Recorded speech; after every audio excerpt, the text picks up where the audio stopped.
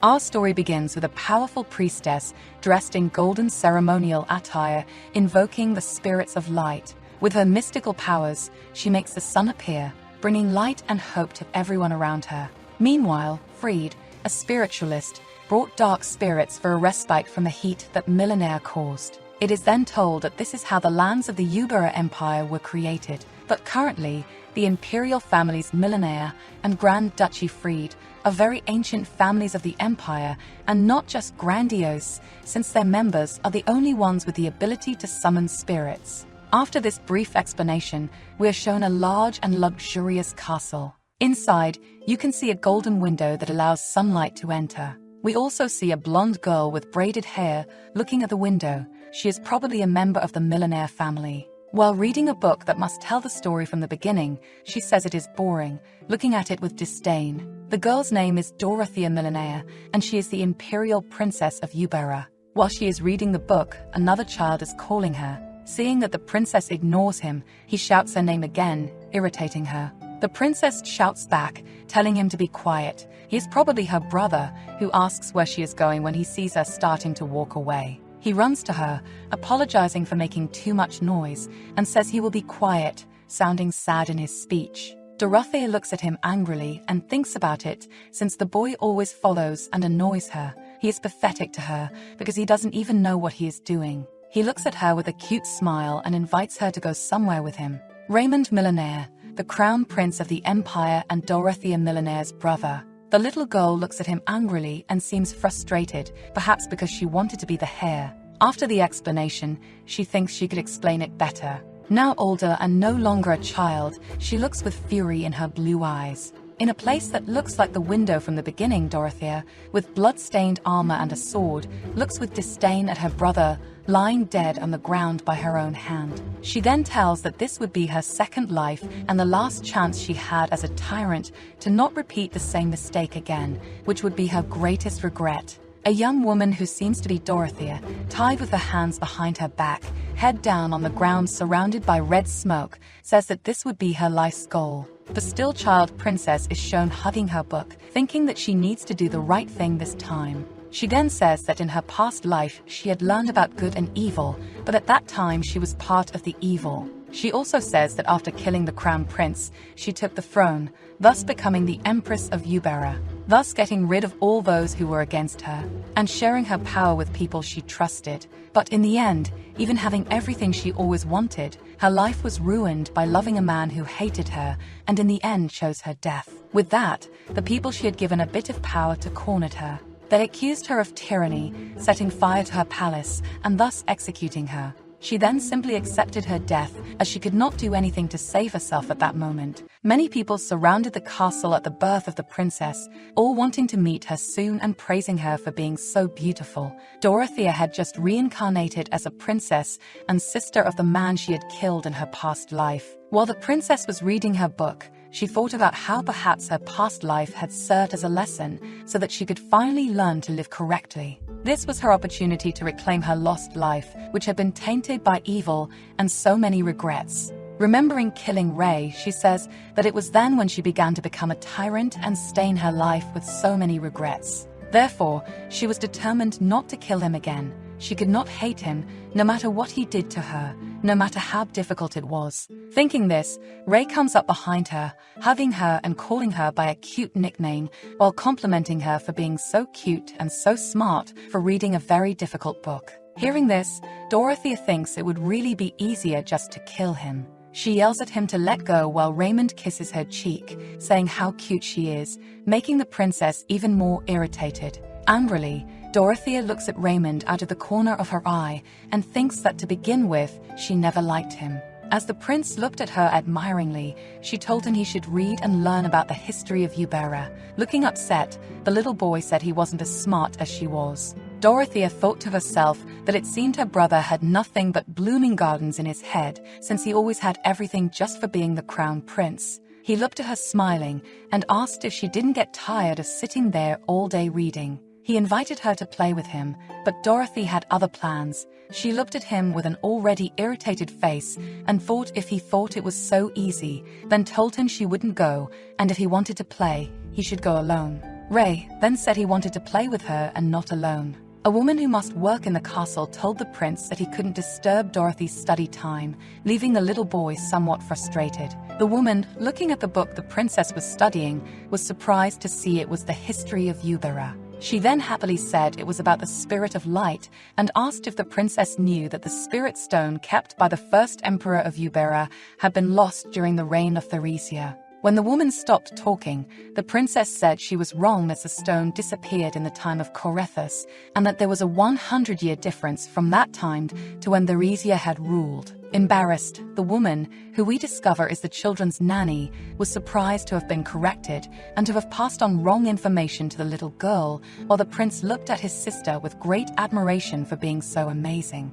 The nanny then asked if she had memorized the entire millionaire family tree, wondering how she could be so smart, making the princess think she should have pretended not to know. After showing all her admiration for the girl, she said the emperor needed to know about this. Looking sad, Dorothy fixed her gaze on a specific point. She then asked her nanny not to tell them, leaving the woman surprised by this. The woman returned the book she had taken. Emperor Carmen Millionaire, father of Princess Dorothea and Crown Prince Raymond, looking exactly like the boy. Thinking about this, Dorothy said to herself that the word father had always been distant for her. She could understand it to some extent, but never truly felt its exact meaning. They were only connected by blood, but the man never really meant anything to her. Sadly, looking at herself, the princess said she didn't inherit the Millionaire family's gifts. And because of that, Alice, her mother and empress, died as soon as she gave birth to her. Kanan treated her with indifference since his beloved had died in her childbirth, and it was almost impossible to get her father's attention for this reason. Even as she fell on purpose in front of him, or demonstrated all her intelligence trying in every possible way to be better than her brother, her father always despised her. But with Ray, it was different. While her father hugged her brother, Dorothy stood at a distance, just watching, wanting to be in that embrace too. The prince always received presents from his father, even if there was no celebration. They always had meals together, and Ray would ask him questions, laughing. Dorothy wondered why her father cared more for Ray, who she said was stupid and played in the mud, than for her, who worked so hard for a crumb of attention and still didn't get it. She questioned why she wasn't chosen. With bitterness in her heart, Dorothy had only one certainty, and that was that she hated her brother to an absurd level. She then threw a glass on the floor, breaking it, making someone shout for her. Dorothy wanted to torment her brother as much as she could to take everything that belonged to him. Her nanny then held her firmly while Ray was lying on the floor looking at her. The emperor, looking at the situation furiously and despising the girl, ordered her to be locked in her room for a month. And so, her relationship with the man who should have been her father became a vicious cycle. Hugging her pillow, kneeling on her bed crying, we could see some things overturned in her room, indicating that the princess had shown a bit of her fury there. Even though Dorothy longed for love, she could no longer obtain it. Looking sadly out the window, she compared it to trying to grasp the moon by just stretching out her hand. The girl's love had always been one-sided and unattainable for her, so she fed it with her anger, making the evil within her grow. Full of jealousy and envy, she trampled and used other people greedily. And so, once again, she tells that this is how the tyrant Dorothea Millionaire was born. While studying her book intently, Dorothy said to herself that she had finally realized it was useless to blame others, and that it was probably her own fault for never being kind enough to people. The girl then closed the book suddenly, and in her thoughts, she said it was all right now because she did not hold a grudge against Kanan, and it would not be bad to live without any worries. With a small smile, she said to herself that it was easier just to live an honest life. While the girl was thinking about what she would read next, the nanny looked at her with sadness. Thinking that she was sure the emperor would be delighted to see his daughter reading so much, it was a pity the girl didn't want him to know. Later in the castle gardens, while Dorothy was walking with her nanny, the woman suggested they change their path that day, surprising the princess. The woman was pointing outside the palace and said it would be a change of scenery since they always walked in the same place. Dorothy looked at the place her nanny was pointing with somewhat wide eyes. Where the woman wanted to go was the hometown of Alice, the princess's mother. Actually, a garden that Kanan had built for Alice, who missed her hometown. The princess thought about this since she used to spend a lot of time there before going back in time.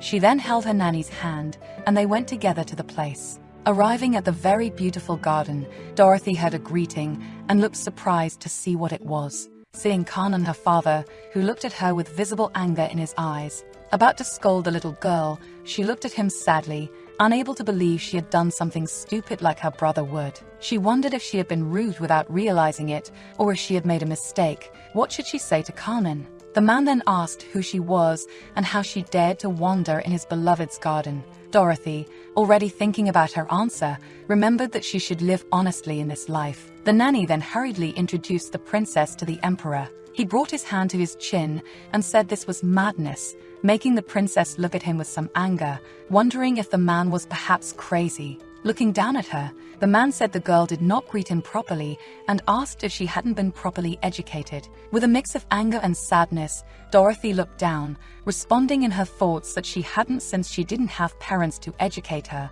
but the nanny answered in her place that the princess was very intelligent and special. The emperor then said that all he saw was an insolent girl. The nanny hurriedly responded again, saying that certainly the princess was surprised to see him since it was the first time she saw Kanan, and also said the girl was brilliant when it came to manners. Dorothy sighed, looking tired and sad while staring down. She took a step forward and introduced herself properly this time, pulling her dress to the side and bowing. The emperor looked at her and asked her age. Without lifting her head, the princess said she was 8 years old. He looked at her with a serious expression, head slightly tilted down, eyes fixed on her, trying to understand something important, and asked with an authoritative air what was special about the princess. She looked back at him and stated that it was an exaggerated opinion of her nanny and that there was nothing special about her. The woman then told the emperor that, as he could see, the princess was indeed very humble and intelligent for her age, and that she had even memorized the entire imperial family tree, leaving the girl a bit surprised by that statement, thinking that what the nanny had said didn't help her much. The emperor leaned down a bit, taking his hand off his chin, and asked the princess if it was true that she had already memorized the millennial family tree. Leaving the man surprised, the girl confirmed that she had indeed memorized it. Staring intently at the emperor, the girl told the man that she believed he also knew about the imperial family lineage, but asked if he perhaps did not know, challenging the man. Angry, Kanan looked at her and asked if she was testing him.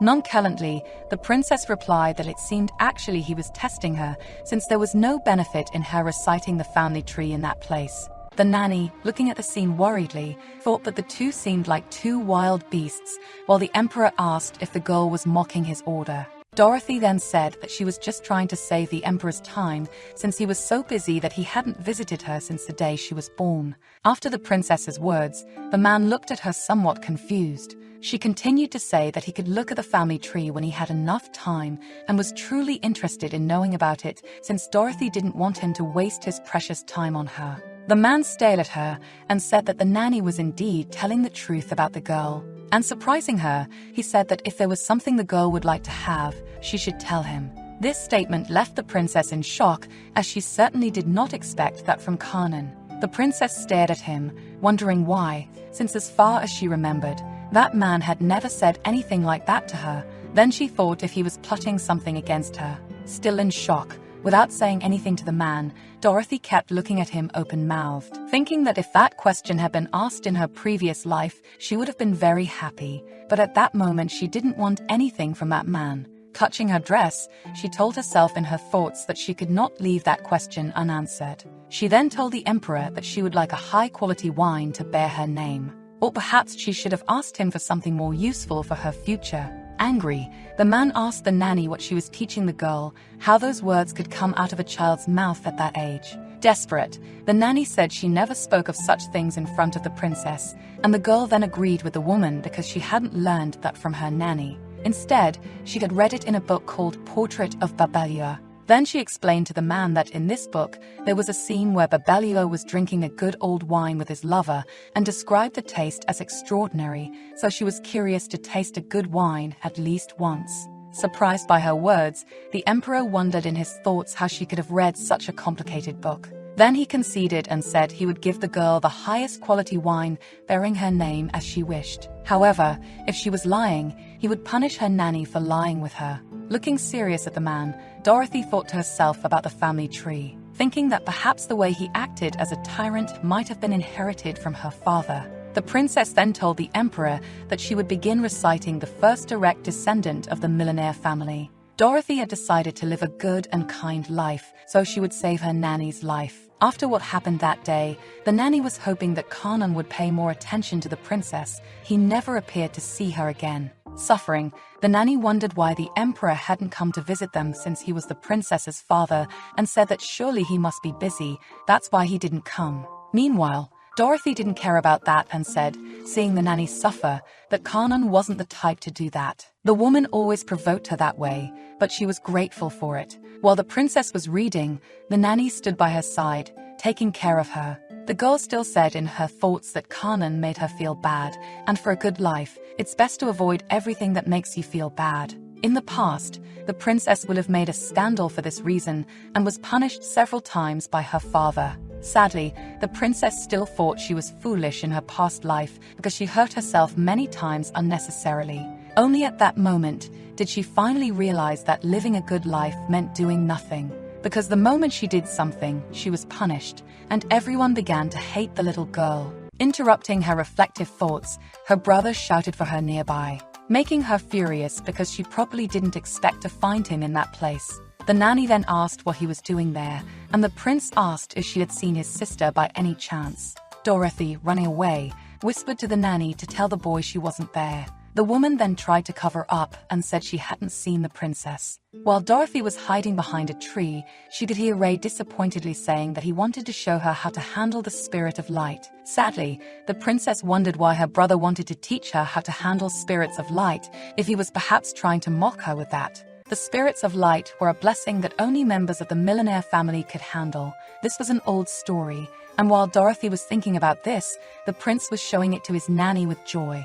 That power had been infinitely weakened to the point where only a small point of light would ignite. As a result, people began to say that the millionaires could no longer handle the spirits. A half-princess who couldn't handle spirits was completely excluded from this tradition. And that was another reason why Kanan rejected her, and because of that, she rebelled against God. Dorothea, a bit older, is shown with blood running down her face, explaining that she was even more jealous of Raymond. The spirit of light was based on an ancient story that no longer had any authority, as if it were just an insignificant firefly. With that, she took the sword and seized the spirit's authority. In her previous life, she ascended directly to the throne and declared, with the sword stained with her brother's blood, that the era of humanity had begun. But in the end, it didn't work, as a few years after she came to power, they executed her in the name of a tyrant. Perhaps it was really true that the spirits determined the quality of an emperor, and her miserable end was probably a punishment for her arrogance. That wasn't important at that moment. She was looking at her brother, waiting for him to leave because she wanted to get back to reading. But he then asked the nanny again about Dorothy, and she insisted she didn't know where the princess was. Showing sadness, Ray told the woman that besides that, he wanted to introduce her to a friend who was there. Dorothy hurried to get out of there, thinking that Ray's friend was probably a boy his age. She then decided to leave her brother with the nanny and go take a nap. Thinking of taking a shortcut, Dorothy said that if she went that way, she could enter her brother's room without being caught. Distracted, still looking around for fear of her brother seeing her, she walked forward quickly and bumped into a dark-haired boy slightly taller than herself. She ended up bumping into the boy and falling hard on the ground,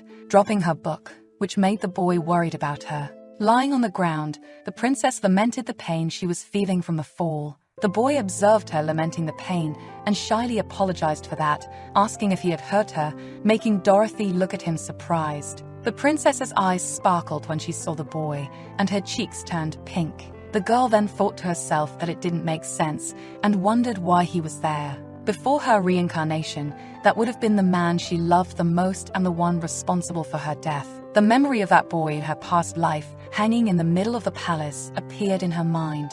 That was the man who hated her the most. Lying on the ground, crying when she saw that scene, Dorothy thought, seeing him again, why she would ever forget him. If he was her love and also her eternity, he should be the companion with whom she imagined spending every day of her life. Back to the moment she was in, the boy approached her, asking if she was okay and if she could get up, showing the evident concern he was feeling.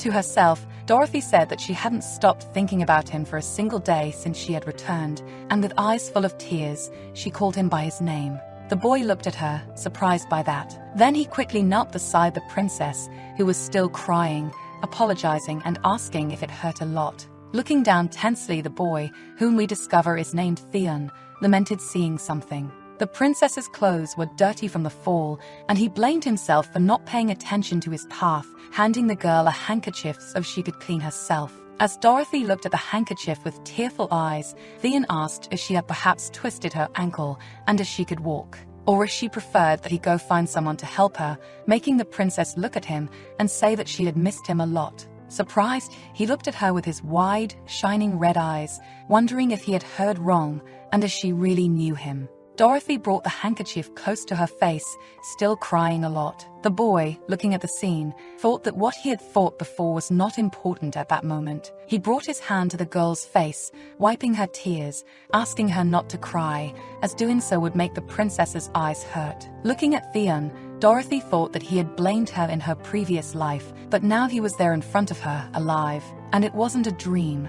The girl then closed her eyes to better appreciate the touch of her beloved. Just by having him alive there, Dorothy believed she had already fulfilled her duty in this life. With a very cute smile, Theon assured her that everything was fine, but in her thoughts, Dorothy wondered if perhaps he was the reason she had come back. Snapping her out of her little world, she heard a shout calling her name. Then she and Theon looked in the direction of the voice, startled, seeing Ray, who was worried and asking if she was hurt while approaching her. He asked what had happened, but before he could finish his sentence, which was probably going to ask if she was injured, the prince saw something that made him freeze. Still tearful, Dorothy told her brother that it wasn't anything serious, but he noticed an injury on her leg. Rushing towards Theon, leaving the girl surprised by this attitude. Furiously looking at Theon, the prince asked if he had made his little sister cry. Sad and embarrassed, the boy, while looking at Ray, told him that he believed he did and apologized to him. Gritting his teeth as he looked at Theon,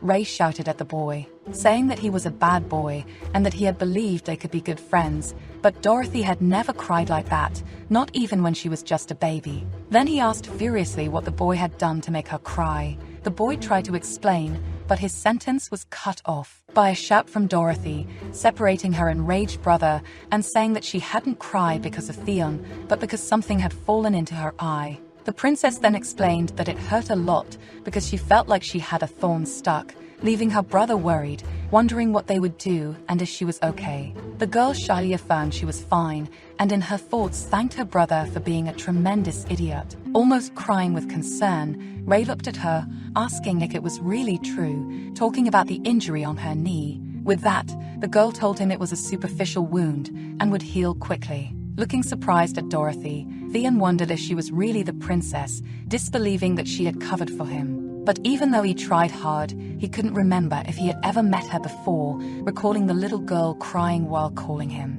The prince seemed to remember something he needed to do. And looking at Theon, he apologized for what he did before, looking sad as he remembered his attitude. With a baby smile, Theon told the crown prince that he didn't need to apologize since it had been his fault. Smiling, Ray finally introduced Theon properly to Dorothy, who apologized for his big mistake in their first meeting, finally making Dorothy realize and disbelieve that he was Ray's friend. Theon took the princess's hand, placing a kiss on it, and introduced himself as Theon Fred. Sadly, Dorothy realized that this was the new beginning between the two in this life, with no memory of the past where she desperately longed for Theon's love. Now she could show her love in a different way. She looked at the boy with a smile, begging in her thoughts for him to return her love in this life, and then called his name, about to say something. But she was interrupted by a voice calling for the boy, asking why he had gone alone without waiting for her. Hearing that voice, Dorothy froze as if she was scared.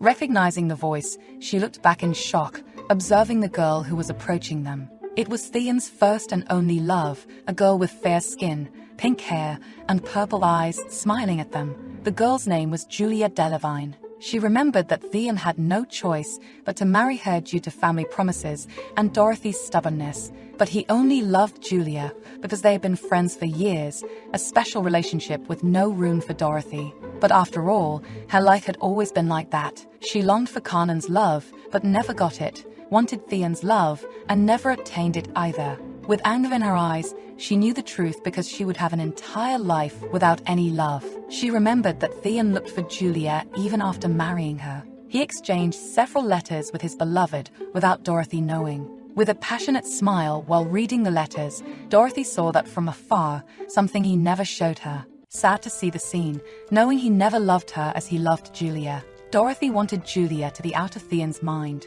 In fact, more than that, the princess prayed for Julia to die to finally get out of her way. Even there in another life, she wondered why that feeling returned. Seeing her brother happy that Julia was there and Theon smiling, saying that he had asked her to wait for him, Dorothy looked at them as if she were far away from everyone. Regan hurried to introduce Julia to Dorothy, saying she was a great friend of Theon. The pink-haired girl opened a smile to the princess, greeting her. Sad to know they were together in this life too, but trying hard not to show this feeling, Dorothy greeted her back coldly, shaking her hand. While clutching her dress, trying not to cry, Dorothy wondered what expression she should be showing at that moment. The princess then turned, saying she had something to do, and went to her room, leaving the boys confused by her attitude, making Ray ask if she wouldn't play with them, and shouting for her as she walked away. He wondered what had happened to his sister, while Julia and Theon exchanged glances. As Dorothy walked towards her room, she thought. In this life, she had close by the crown prince, who was her brother, and whom she had killed with her own hands. The love of her life, who avoided her and chose death over a life with the princess. And the woman whom her beloved loved the most in life and who had been innocently executed. While crying and running to her room, Dorothy thought that in all those scenarios, there wasn't a single one where she had a place to fit in with the three of them. Already in her room, her nanny asked Dorothy if she really didn't want to play with her friends. The girl confirmed to the nanny, saying she was tired and didn't want to play, making the woman look worried, but agreeing with the princess, saying she would call her before dinner. The girl confirmed to the woman that she would like her to do that. Finally alone in her room, Dorothy, sad and wrapped in her bed, looked at the handkerchief Theon had given her to clean herself and cried, clutching it beside her bed. The next day, the castle was shown on a sunny day with a rainbow on the right side, and the princess inside, sitting on her little throne,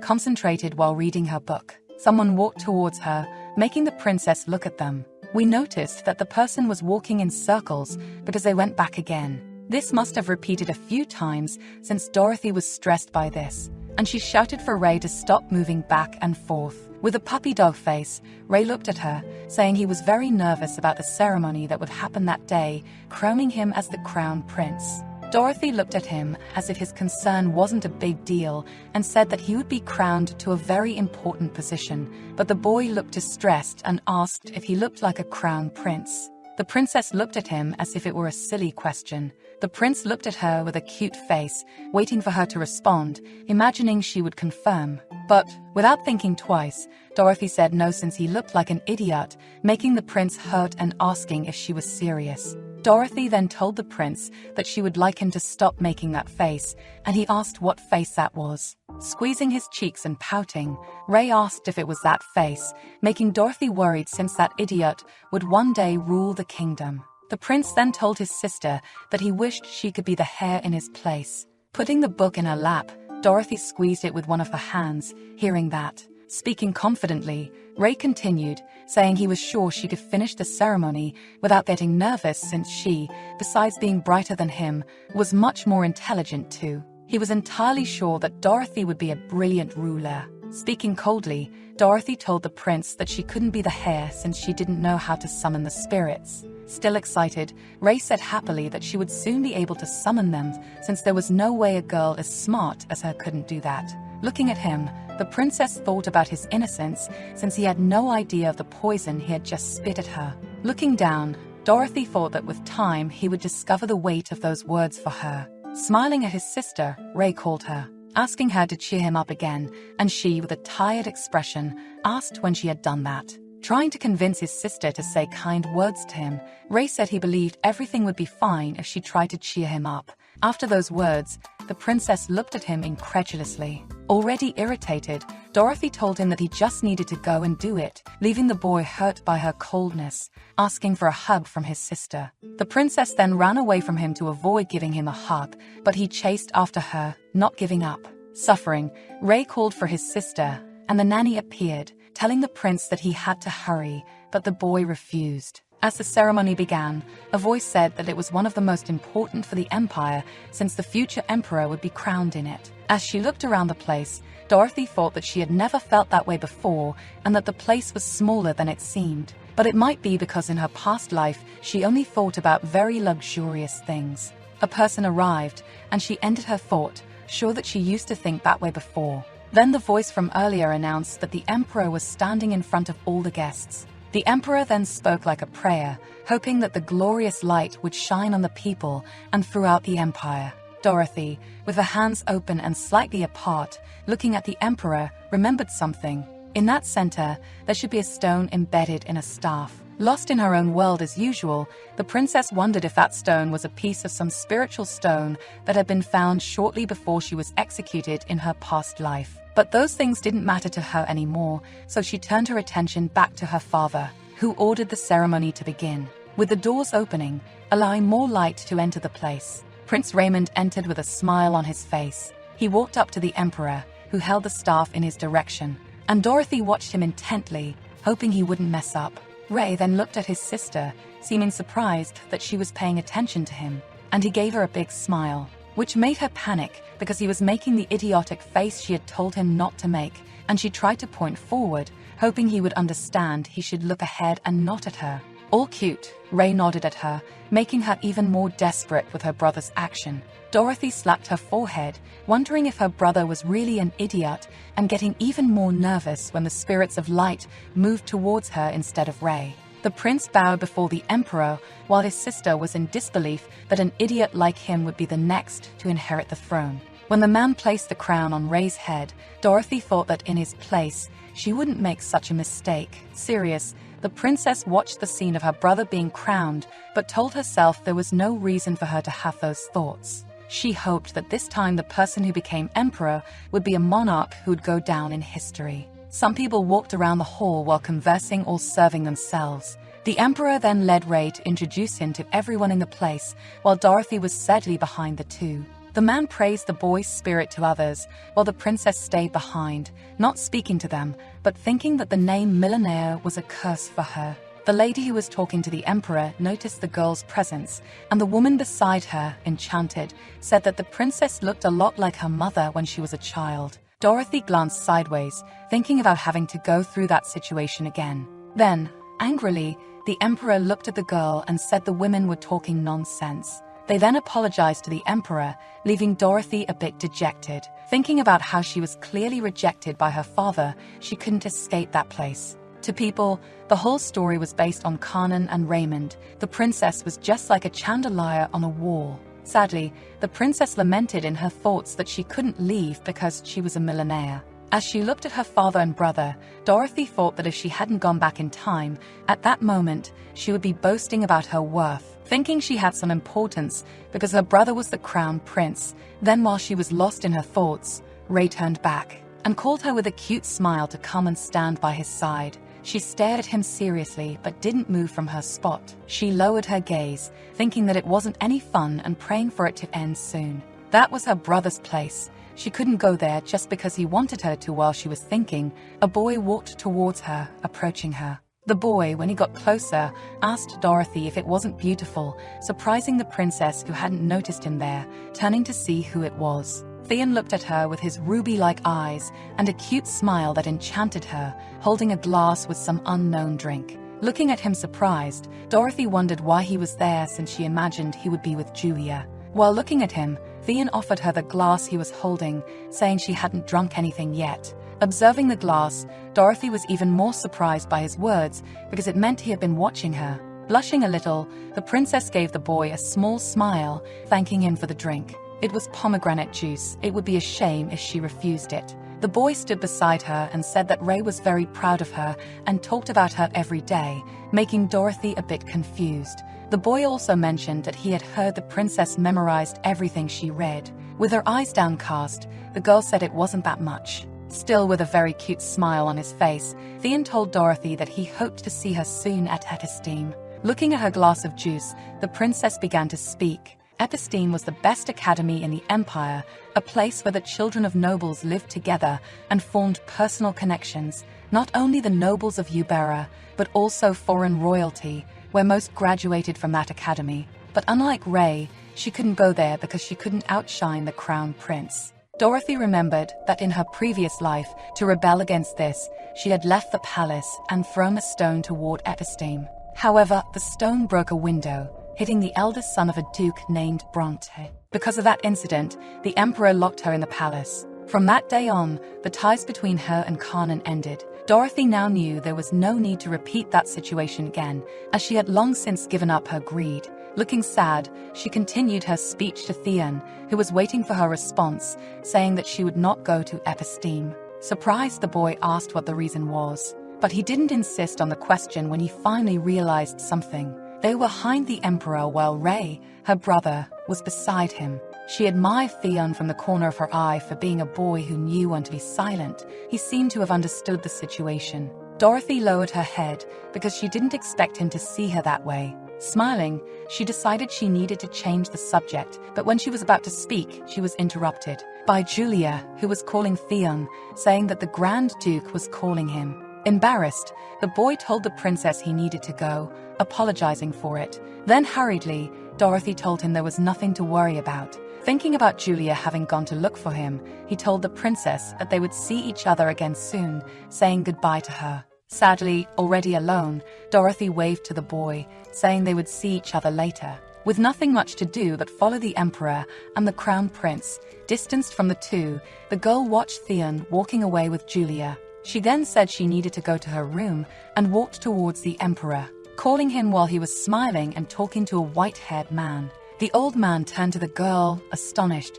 wanting to know what she wanted, but he ended up bumping into his glass of juice, spilling everything on her dress. Shocked and in disbelief, Dorothy looked at her dress with wide eyes. All her juice had been spilled on her. The man then looked at her worriedly for having dirtied the girl. With that, the emperor looked at the two as if it was nothing and asked what had happened there. Desperate, the man began to apologize to him for having dirtied the princess's dress. While Dorothy looked sadly at her dress, the emperor called her name, ordering her to apologize, leaving her surprised by this, making her lift her head quickly to face him. Trying to understand if he was serious, the emperor told her to do it right then. Worried about his sister, Ray tried to explain to the emperor that it wasn't her fault. But before he could finish his speech, Dorothy bowed in front of the man and apologized to the Duke, telling herself in her thoughts that this was Duke Bronte. He was certainly more important to the emperor than a foolish daughter. The man then hastily told Dorothy that the mistake had been his. In her thoughts, the girl said it was no surprise to her to have to apologize for things like this. Kanan wasn't like that with her for just 1 or 2 days, but always. With her head still lowered and bowed to the man, he asked her to lift her head. No matter if she was sad or angry, that was as natural to her as breathing. After that, the emperor told a man working there to take care of the princess's clothes. She was relieved that it was at least an excuse for her to finally leave. Before leaving, Dorothy looked back when something caught her attention. She widened her blue eyes at what she saw behind her. In shock, there were Theon and Julia, looking at her startled by the scene. Maybe with a look of pity for the princess because her own father made her go through that. Remembering the scene where she bowed and apologized to the Duke, Dorothy wondered if they had seen it, knowing for sure that they had witnessed the situation. That expression of a princess who had just lost all her authority, imploring in her thoughts that they wouldn't look at her, staring at them with a look more desperate than ever. The princess hurried to leave, trying to avoid those terrifying gazes. It was as if that cup was filled with love instead of juice, spilled over those emotions that once possessed her. Back at the castle, the princess thought about it. Her father had always treated her like that, so there was no problem in breaking her pride and apologizing. Dorothy was in her bed with her head resting on her knees, thoughtful, because when she saw that Theon had witnessed that scene, her stomach churned. Even knowing that the boy would never love her, when she saw him with Julia, she felt like she was burning inside. She was determined that she had to put those feelings aside. She needed to let Theon go. While thinking about this, she heard a voice behind the door calling for her, asking if she was okay. Frightened, the girl looked at the door with fear. On the other side was Ray, knocking, saying he had been busy before, almost begging her to come to him, and the girl, already seething with anger, shouted for Ray to leave her alone and go back to his room. Also stressed, the prince said he wouldn't go back because he was worried about his sister and that the ceremony wasn't any fun without her there with him. She needed to go with him there. Hearing this, the girl was surprised, but she started crying out of anger at her brother and shouted for him to listen well while opening the door, scaring the boy, telling him that if she left, it wouldn't be fun and he needed to behave like a crown prince, to stop thinking only about playing and take on his responsibilities. Finishing her speech by saying he had nothing to worry about, pointing her finger at his chest. Starting to clutch her brother's shirt, Dorothy began to cry, begging him to leave her alone. Looking tense and a bit scared, Ray started to speak, but she interrupted him, starting a speech that was also interrupted by someone calling her. When she looked to the side, there stood Theon, and behind him was Julia, stunned by the situation. He called her worriedly, staring at her from a little distance. Dorothy looked at him with her face a bit red from crying, surprised that he was there. Ray hurriedly explained that Theon and Julia wanted to play with them, so he had brought them there. Dorothy let go of her brother, who looked worried about her, and slammed her room door, making him murmur her name softly. On the other side of the door, she leaned against it. She let herself fall to the floor without caring. And remembering Theon arriving at that moment of her outburst, she wondered what she had done wrong, starting to cry a lot. After seeing that scene, what would the boy think of her? That wasn't charming at all. The girl began to be sure she hated herself while covering her eyes with her hands as she cried. She had to start being kinder to people, because that was her way of surviving in this life. After the incident, Dorothy couldn't get out of bed for days, with a fever and a sore body. Her nanny looked at her with concern, saying she had to get better soon while taking care of the princess. With a sad look, the princess knew she had to endure all that, even if it hurt. Dorothy closed her eyes and said she had to endure more than everyone else while her nanny wrapped her up. That was the only thing she could do at that moment. The blue sky showed it was a new day, and the princess was in her room, reading a good book as always. It had been a few days since she had been there, and Ray hadn't come to see her once. The girl thought that because of her scene with her brother, he certainly hated her. From that moment on, the boy annoyed her, but she liked him nonetheless. When Dorothy looked at her room door, she was surprised by something, and let out a tired sigh afterward. Seeing her brother peeking in the door, she asked what he was doing. Happy, the boy entered, saying he had brought a present for the girl, who told him she didn't need anything. Ray then said that she had spent many days inside the room, so he thought she would like it. While finishing speaking, he removed the cloth from the present, revealing it to the princess. They were tomatoes, the first tomatoes the prince had harvested. He then said that he had made a small garden behind the palace, but it was a secret, and upon hearing this, Dorothy was shocked, not understanding anything. Shyly, the boy said he loved the color of tomatoes and had planted other things as well, like pumpkins among other plants, and when they grew, Dorothy would be the first to taste them. The crown prince, who attended episteme, why would he waste time in a garden? The princess then closed the book she was reading and coldly asked if he thought he was raised to do that. Hastily, the prince waved his hand, saying he had already studied a lot. Dorothy was frustrated because while she desperately tried to surpass him, the boy got everything handed to him and was the crown prince when all he knew how to do was play useless games. Trying to explain himself to his sister, who seemed downcast, Ray told her that he had studied in his free time. He then asked her if she was okay and apologized while the princess stared at him. Still trying to explain himself, the prince told her that the last time he invited her to play, she refused, so he hadn't told her about his garden. Seeing that scene, Dorothy sighed tiredly while he seemed very nervous about the situation.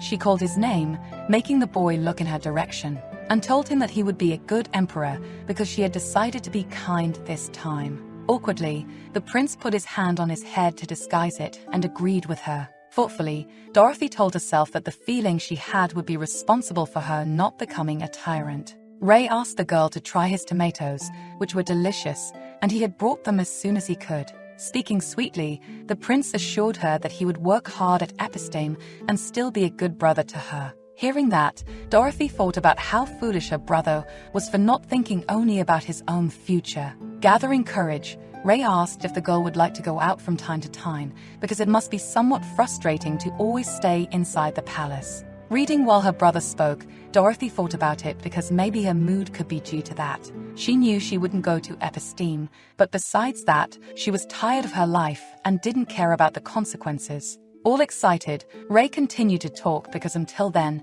Dorothy had never left the Imperial Palace, and the last time he went to the market, there were many cool things the merchants brought from afar. Trying to convince her, Ray said it would be a lot of fun if they went together, and besides, she was very intelligent, and the things there might please her. So when he asked if she would like to go with him, she hit him with a firm no. While Dorothy looked at him, tired of it, Ray prepared his best cute face. She then agreed, making the prince very happy with the news. But as his happiness lasted little, the girl said there was a condition. She would go alone, and the nanny or the guard could go, but Ray would stay at the palace. With a puppy dog face, Ray agreed because at least she would get out of that place. After that, the nanny was melting at the princess's cuteness and praised her while the girl asked if she really needed to go out in that outfit, but the nanny said yes, because it suited the princess very well, who said she was annoyed by her lilac dress and little-heeled shoes. All excited, the nanny said the princess was very well dressed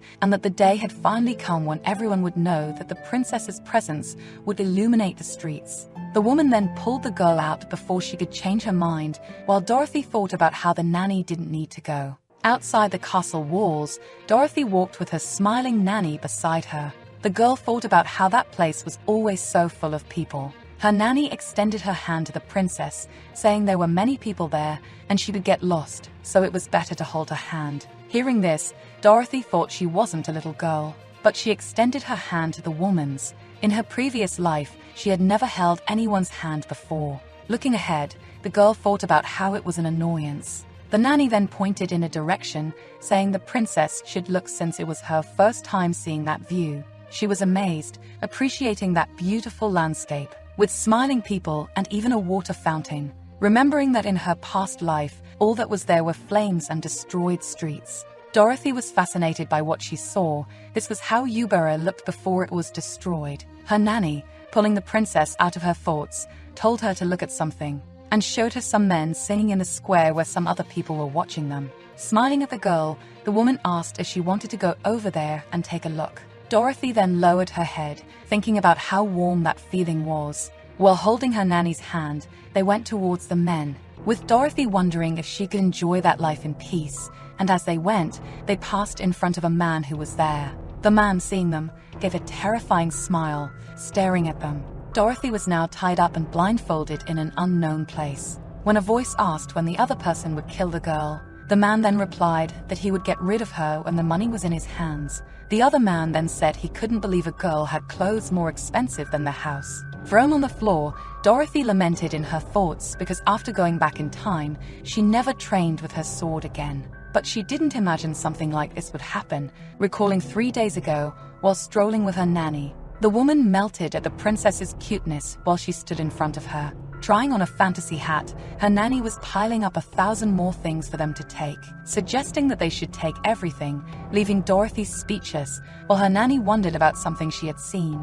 And leaving, pulling the princess, so they could see it because it would be fun, but in her thoughts, the princess wondered why she had left her bed that day. As they walked after their shopping, the princess already seemed unenthusiastic about the idea, while her nanny didn't stop smiling for even a minute. But finally speaking the princess's language, the nanny said they would buy books, and that by following an alley straight ahead, they would get there. Also suggesting that after going to the bookstore, they should have some dessert, explaining to the girl that because they had taken a shortcut, that street was a bit deserted, but it was okay. The woman, while looking at Dorothy, told her she couldn't wait for her to finally get excited about the outing, but behind them was a man with a wooden bat following them, and hitting the nanny's head with all his might, who hadn't noticed his presence behind her. When the woman fell to the ground, surprising Dorothy, who stepped back and bumped into the assailant, she looked at him frightened and screamed for her nanny desperately when the man brought a handkerchief close to her face,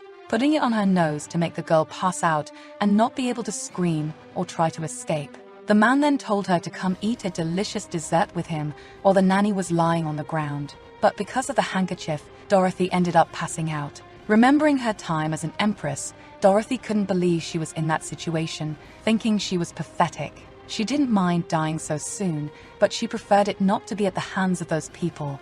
while the men talked among themselves, saying it had been 3 days since they had sent the nanny to take the money. Dorothy understood she had been unconscious for 3 days, which explained her thirst and weakness. Knowing that depending on Kanan, she would die there and he wouldn't give any money for her ransom, the girl couldn't depend on him. So she started pretending she was waking up, startling the men. Dorothy sat up and began saying she couldn't see, already starting to think of a way to escape the place. As one of the men approached her, she asked him to please let her go. The man approached the girl, greeting her with a smile, and she knew that for now, she should feign innocence for her own good.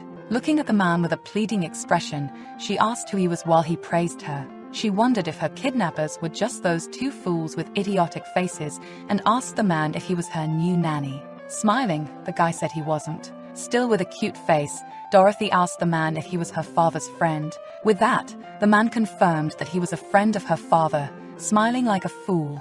She asked the man again, but this time if she could call him Uncle Toto. The man, patting the girl's head, said she could call him that. The man then told his accomplice that the princess was very beautiful. Was it because she was a noble? Thinking about that, Dorothy sighed at being found beautiful. Remembering her past life, the princess recalled a man kneeling before her with a charming smile, who would do anything and everything to see her smile. At that time, that man would say such words to her almost every day. The princess didn't like her appearance, but thought she should please others' eyes, and with a cute face, she asked the man where they were, and he replied that they were at his house. Noticing the scar on the man's forehead, Dorothy asked what it was. This gave the man the chance to excitedly tell the story of how he got that scar in a fight when he was 17, when a guy didn't fight fairly, so he chased him through the forest and came face to face with a bear. Thanks to the man, she had time to look around and see that her situation was not favorable. Then her stomach started to rumble, making her realize something. So she poked the man to tell him with a puppy dog look that she was hungry. The man then told his accomplice, whom we discovered to be a woman, that the girl was hungry because she had been without food for a long time and they were going to eat at that moment. Angry, the woman named Danny said they were not there to babysit. Their table was well stocked and appetizing. Looking at it, Dorothy realized they planned to have a good dinner and then spend the ransom money. She hadn't felt hunger like that in a long time. The man, whom she affectionately decided to call Uncle Toto, lifted her like a doll and sat her at the table with them. Danny, stressed, asked if he had gone mad treating her like some kind of guest, and ordered the man to quickly tie the girl up without giving him a chance to question her, while Dorothy felt unwell from not eating anything for 3 days straight. The woman then, holding a knife, placed it near the princess, explaining that they had brought her there to exchange her, not to feed her. With a sad look, Dorothy looked at the woman, pretending not to understand. Danny grabbed the princess's arm and threw her far from where she was, saying that seeing rich kids like her made her stomach turn. The man told Danny that was too much, but the woman didn't care, saying it didn't matter since she would die anyway. The woman treated people like trash, and that disgusted Dorothy. Danny started to say something but didn't finish, because she screamed in fright at something she saw. The man asked what it was, and the woman said it was under the table where they saw a pair of glowing eyes. The princess wondered what it was because she couldn't see well due to being a bit far from the creature. Then the woman screamed that it was a scorpion, and the princess imagined the poor thing crying in fear, but there were no scorpions on Lampus Island, so they weren't there. Danny then ordered the man to throw the creature out, but he was terrified of getting stung. Meanwhile, all Dorothy wanted was to eat that delicious food on the table. So she offered them a deal. If she caught the scorpion, they would give her bread and milk, and she said she only needed 2 sticks to do it. Danny then shouted for the man to release the girl immediately. Trembling like a leaf, the man went to the princess and untied her. She said in her thoughts that she had seen some game bars before, so the scorpion wouldn't be a problem. When she caught the animal, they screamed for Dorothy to get rid of it, killing it. But to their surprise, the girl said she wouldn't kill it because she was hungry and didn't have the strength in her hands. So, desperate, Danny shouted for her to throw it away and that if she did, she would get food. Dorothy then brought the creature closer to Danny, asking if she would also be fed the next day, and the woman said yes in desperation. Climbing the stairs with the creature, the princess began to understand why it was so dark since they were in a basement. At the top of the stairs, Dorothy was surprised by what she saw. She was in the middle of the desert, not knowing where the city was, and she couldn't escape that place. While eating, Dorothy thought about having kept her promise, but would love if another scorpion showed up there. Lost in her thoughts, the man opened the doors suddenly, shouting for Danny, who asked what he wanted, and he said he had heard that the princess had disappeared. Hearing that, Dorothy looked at the two with a serious expression. The kidnappers looked at her surprised, while the man said they were saying she had been kidnapped. Danny then looked at the girl, somewhat terrified, while taking Uncle Toto with her, leaving Dorothy eating there alone. Looking out of the corner of her eye where they had left, Dorothy thought about it, realizing that it must be kept a secret for the sake of the imperial family. If the kidnappers wanted to live, they wouldn't take her back to the palace. Bending down near the carpet, the princess knew it was insane to think that Kanan would pay the ransom. Finally, she found something lying there, a large, sharp knife in her hands. Hiding behind the door, she tried to listen to what was being said, hearing Danny say they should kill the girl. With a sad look, she listened to Uncle Toto say she was just a girl and they didn't need to kill her. But finishing his sentence, Danny reminded him that the girl was a princess and they would surely die if they didn't kill her. Danny then ordered the man to get 2 camels and said she would take care of everything there, seeing her fate was already decided. The princess looked at her reflection in the knife in her hands, already knowing what she had to do. In the end, the girl had no choice but to take up her sword again. As Danny returned to Dorothy, he lamented how much of a headache this was. Startled, Danny screamed for not seeing the princess where she should have been. Then, behind him, knowing what she had to do, there she was. The girl then ran toward the man with the knife in her hands and a furious look. Knowing she wouldn't have many chances, Dorothy raised the knife she was holding, jumping to gain momentum and almost reaching his height to strike with all her might. Unprepared, Danny took the blow to his back, wondering what had happened. Cursing, Danny looked at the girl who had cut his back. Dorothy's strength was very little due to her being 8 years old and going 3 days without food or water. The wound she made wasn't deep, so Danny turned around angrily and squeezed the princess's neck, choking her without hesitation, throwing her against the wall while the little girl still held the blood-stained knife. She looked at the knife while trying to breathe and slashed it hard on Danny's arm that was holding her against the wall. Dropping the knife, Danny grabbed his arm, asking how she dared to do that. The knife fell to the ground not far from them. Desperate, Dorothy thought about not being able to attack Danny because she was very weak. The man then shouted furiously, saying he would kill the girl while ordering her to be quiet, saying there was nothing the princess could do, leaving her in shock with those words. Then Dorothy wondered if she really couldn't do anything but die. The girl then gritted her teeth in anger at that situation, because no matter how hard she tried, she would never be able to defeat Ray. But still, while thinking about that, the girl kicked the man in the stomach, making him let go of her. When Danny fell to the ground, the princess, still thinking,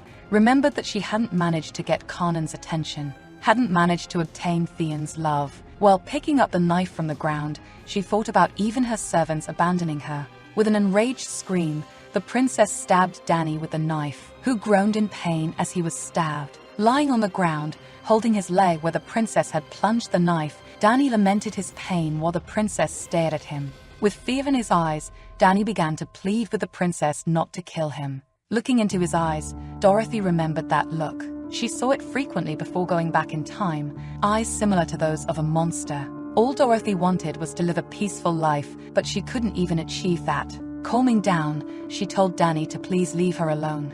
The girl turned to the door, saying that this time she wanted to have a good life. At that moment, she prayed that everyone would stay silent and let her die in peace. Dorothy then began to walk without even having an idea where to go to get out of that desert. When the sky turned from blue to orange like fire, the princess knew the sun was already setting. Cold, the girl hugged herself in the evening dew. There wasn't a single light she could follow. The girl was alone, as well as scared and defenseless. Almost starting to cry, the girl looked down thoughtful. Maybe if she could handle the spirit of light, she would be better off in that situation. If it were Ray in her place, would Kanan go there to rescue him? Already tired from walking so much, Dorothy fell to her knees in the sand, not believing this was happening to her. Lying down on the sand, she thought about how ridiculous this situation was for her and eventually fainted. Under a beautiful star-filled sky, Dorothy began to wake up, moving her fingers. The girl then opened her eyes, revealing a distant and fearful look.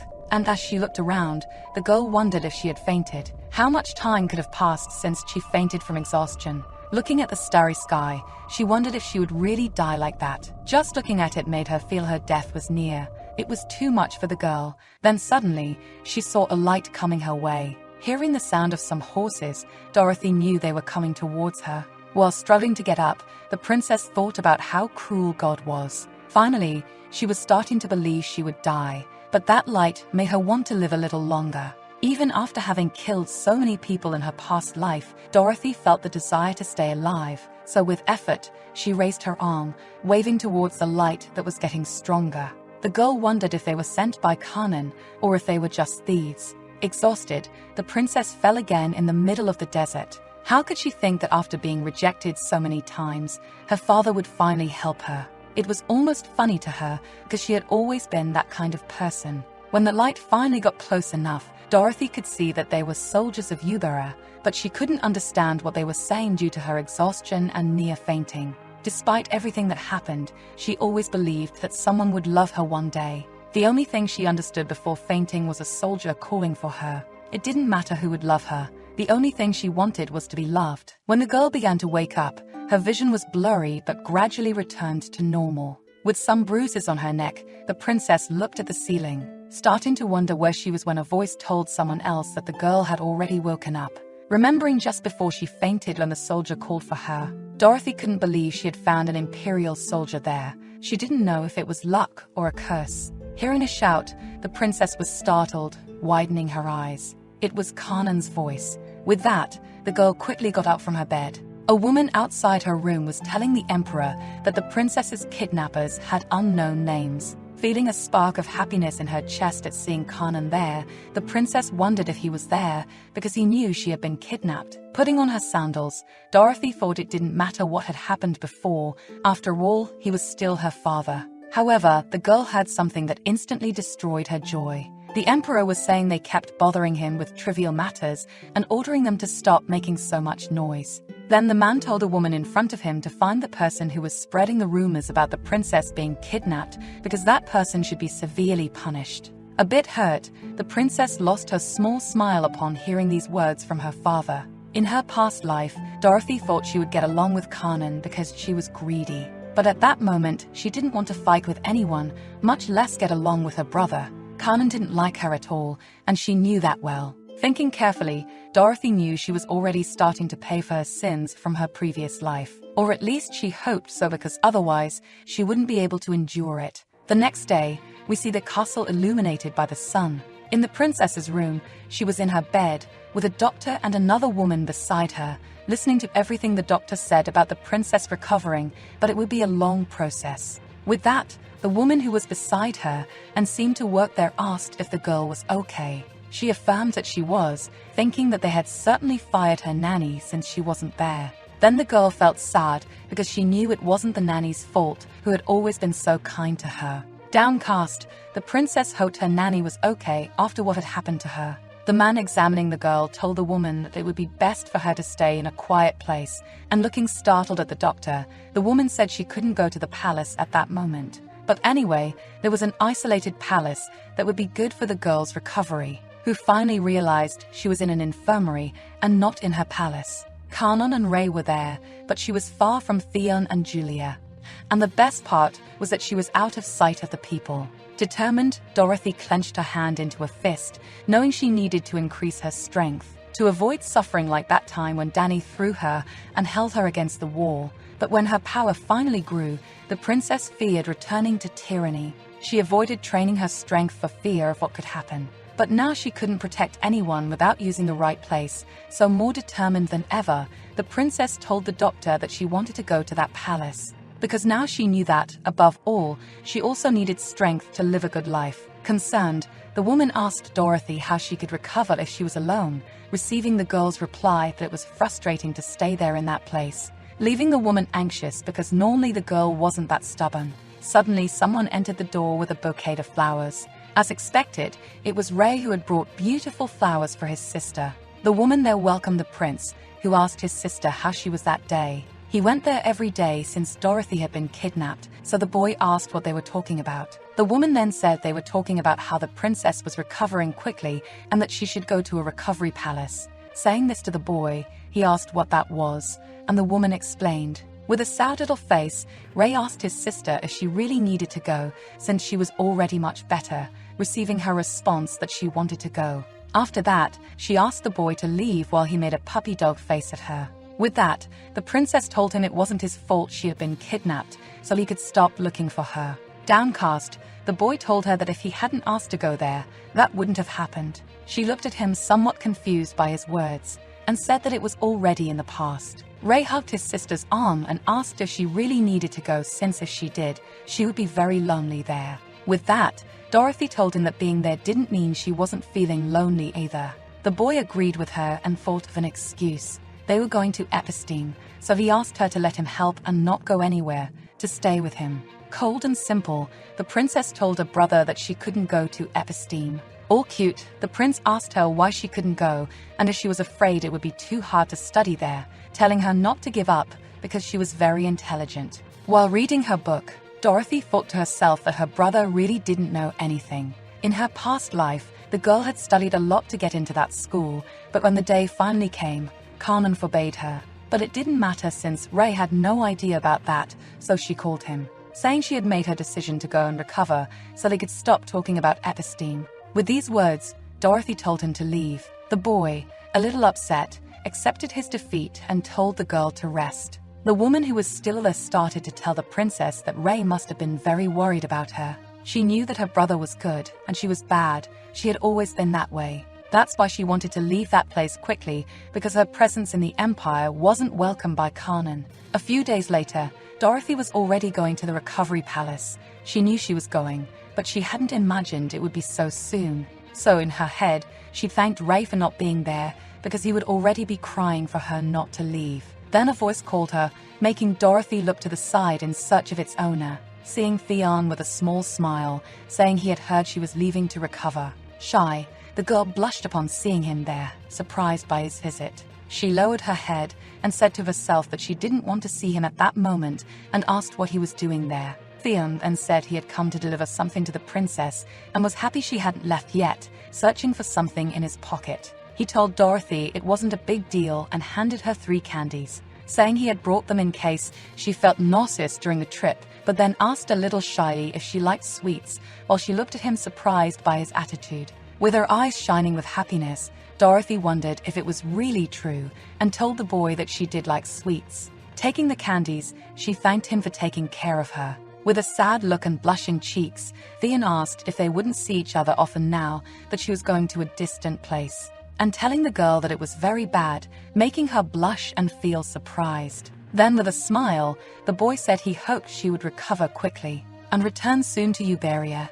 In her thoughts, Dorothy wondered why that was. In shock, the princess said to herself that she had never felt that way in her previous life and that maybe in this one, Theon liked her. But she reprimanded that thought because it was probably mistaken to think so. She then turned and said she had to go soon, making the boy raise his hand towards her, starting to say something.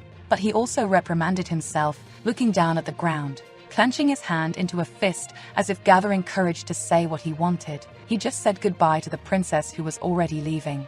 Inside the carriage, Dorothy was trying to recover from what had happened. But how could she if Theon had thought about her? Looking at the candies, disbelieving that it had really happened, Dorothy held them close to her chest, hugging them. When the protagonist woke up, she was in an unfamiliar place, but could still remember the voices of the men calling her a princess, which surprised her because she ended up encountering an imperial knight, a coincidence, not knowing if it was luck or misfortune, until suddenly she hears a voice shouting, and it was certainly Kanan. Outside, a maid explained that the men were kidnappers with unknown names, and Dorothea wondered if the reason the emperor appeared was because he knew she had been kidnapped. Getting up from the bed, she thought that no matter what, after all, he still seemed to be her father, but Kanan said he was being bothered by trivial matters like this. He said they should stop making such a fuss over something like this. For now, they should find the person who spread this news to others, and this should be seen as a false rumor. And if anyone else spread these words, they would be severely punished, something the maid agreed to. But the protagonist stopped walking upon hearing this, realizing that she once hoped to gain Kanan's love because she was ambitious, but now she didn't even have the desire to fight, much less to approach Rei, as her father didn't like her at all. Being punished for being a tyrant might be a way to atone for the sins she committed in her previous life. But if that were the case, even though it hurt her, because if it weren't this way, she didn't think she could bear it. So she remained in bed until the next day, when one of the servants came to report that her temperature had dropped a bit. She was recovering, but it was a slow process, and the other maid asked if the protagonist was feeling well, although the girl noticed that her nanny was no longer there, thinking that they must have fired her, and she just nodded at the question, turning her face away. To be honest, what happened wasn't even the nanny's fault. She was a good person who was always kind to her. After what happened, she hoped that at least she was doing well, and the servant affirmed that she should rest and try to stay in a calm place for her recovery,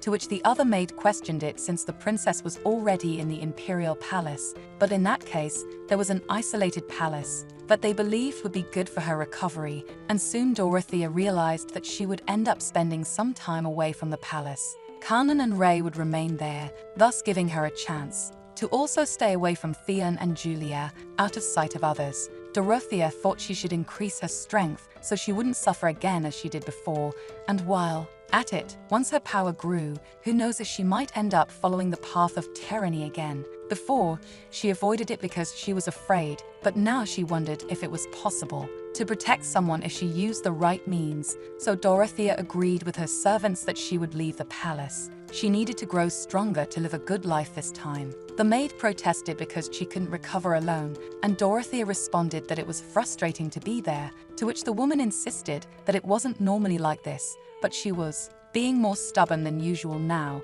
until suddenly someone knocked on the door and appeared with a bouquet of flowers, and it was none other than Rei smiling at her. The servants welcomed him as the prince asked how she was feeling, and Dorothea thought it was a bit irritating to be visited almost every day after she was kidnapped, and the maid mentioned that they were discussing how the princess wasn't recovering quickly, so she should go to a type of recovery palace. Coincidentally, there was an isolated area that was good for someone's recovery. The weather was warm, and it was near the sea, so she might feel rejuvenated if she went there, which made Rei ask if it was really necessary because she seemed to have improved a lot, and Dorothea responded that she really wanted to go, pushing him out of her room, telling him it wasn't his fault that she was kidnapped, so there was no need for him to come to get her. But he still worried, because if at least he hadn't asked her to go, none of this would have happened, and he kept whining because she wanted to leave even after she herself said it wasn't his fault, still feeling bad because she would be alone.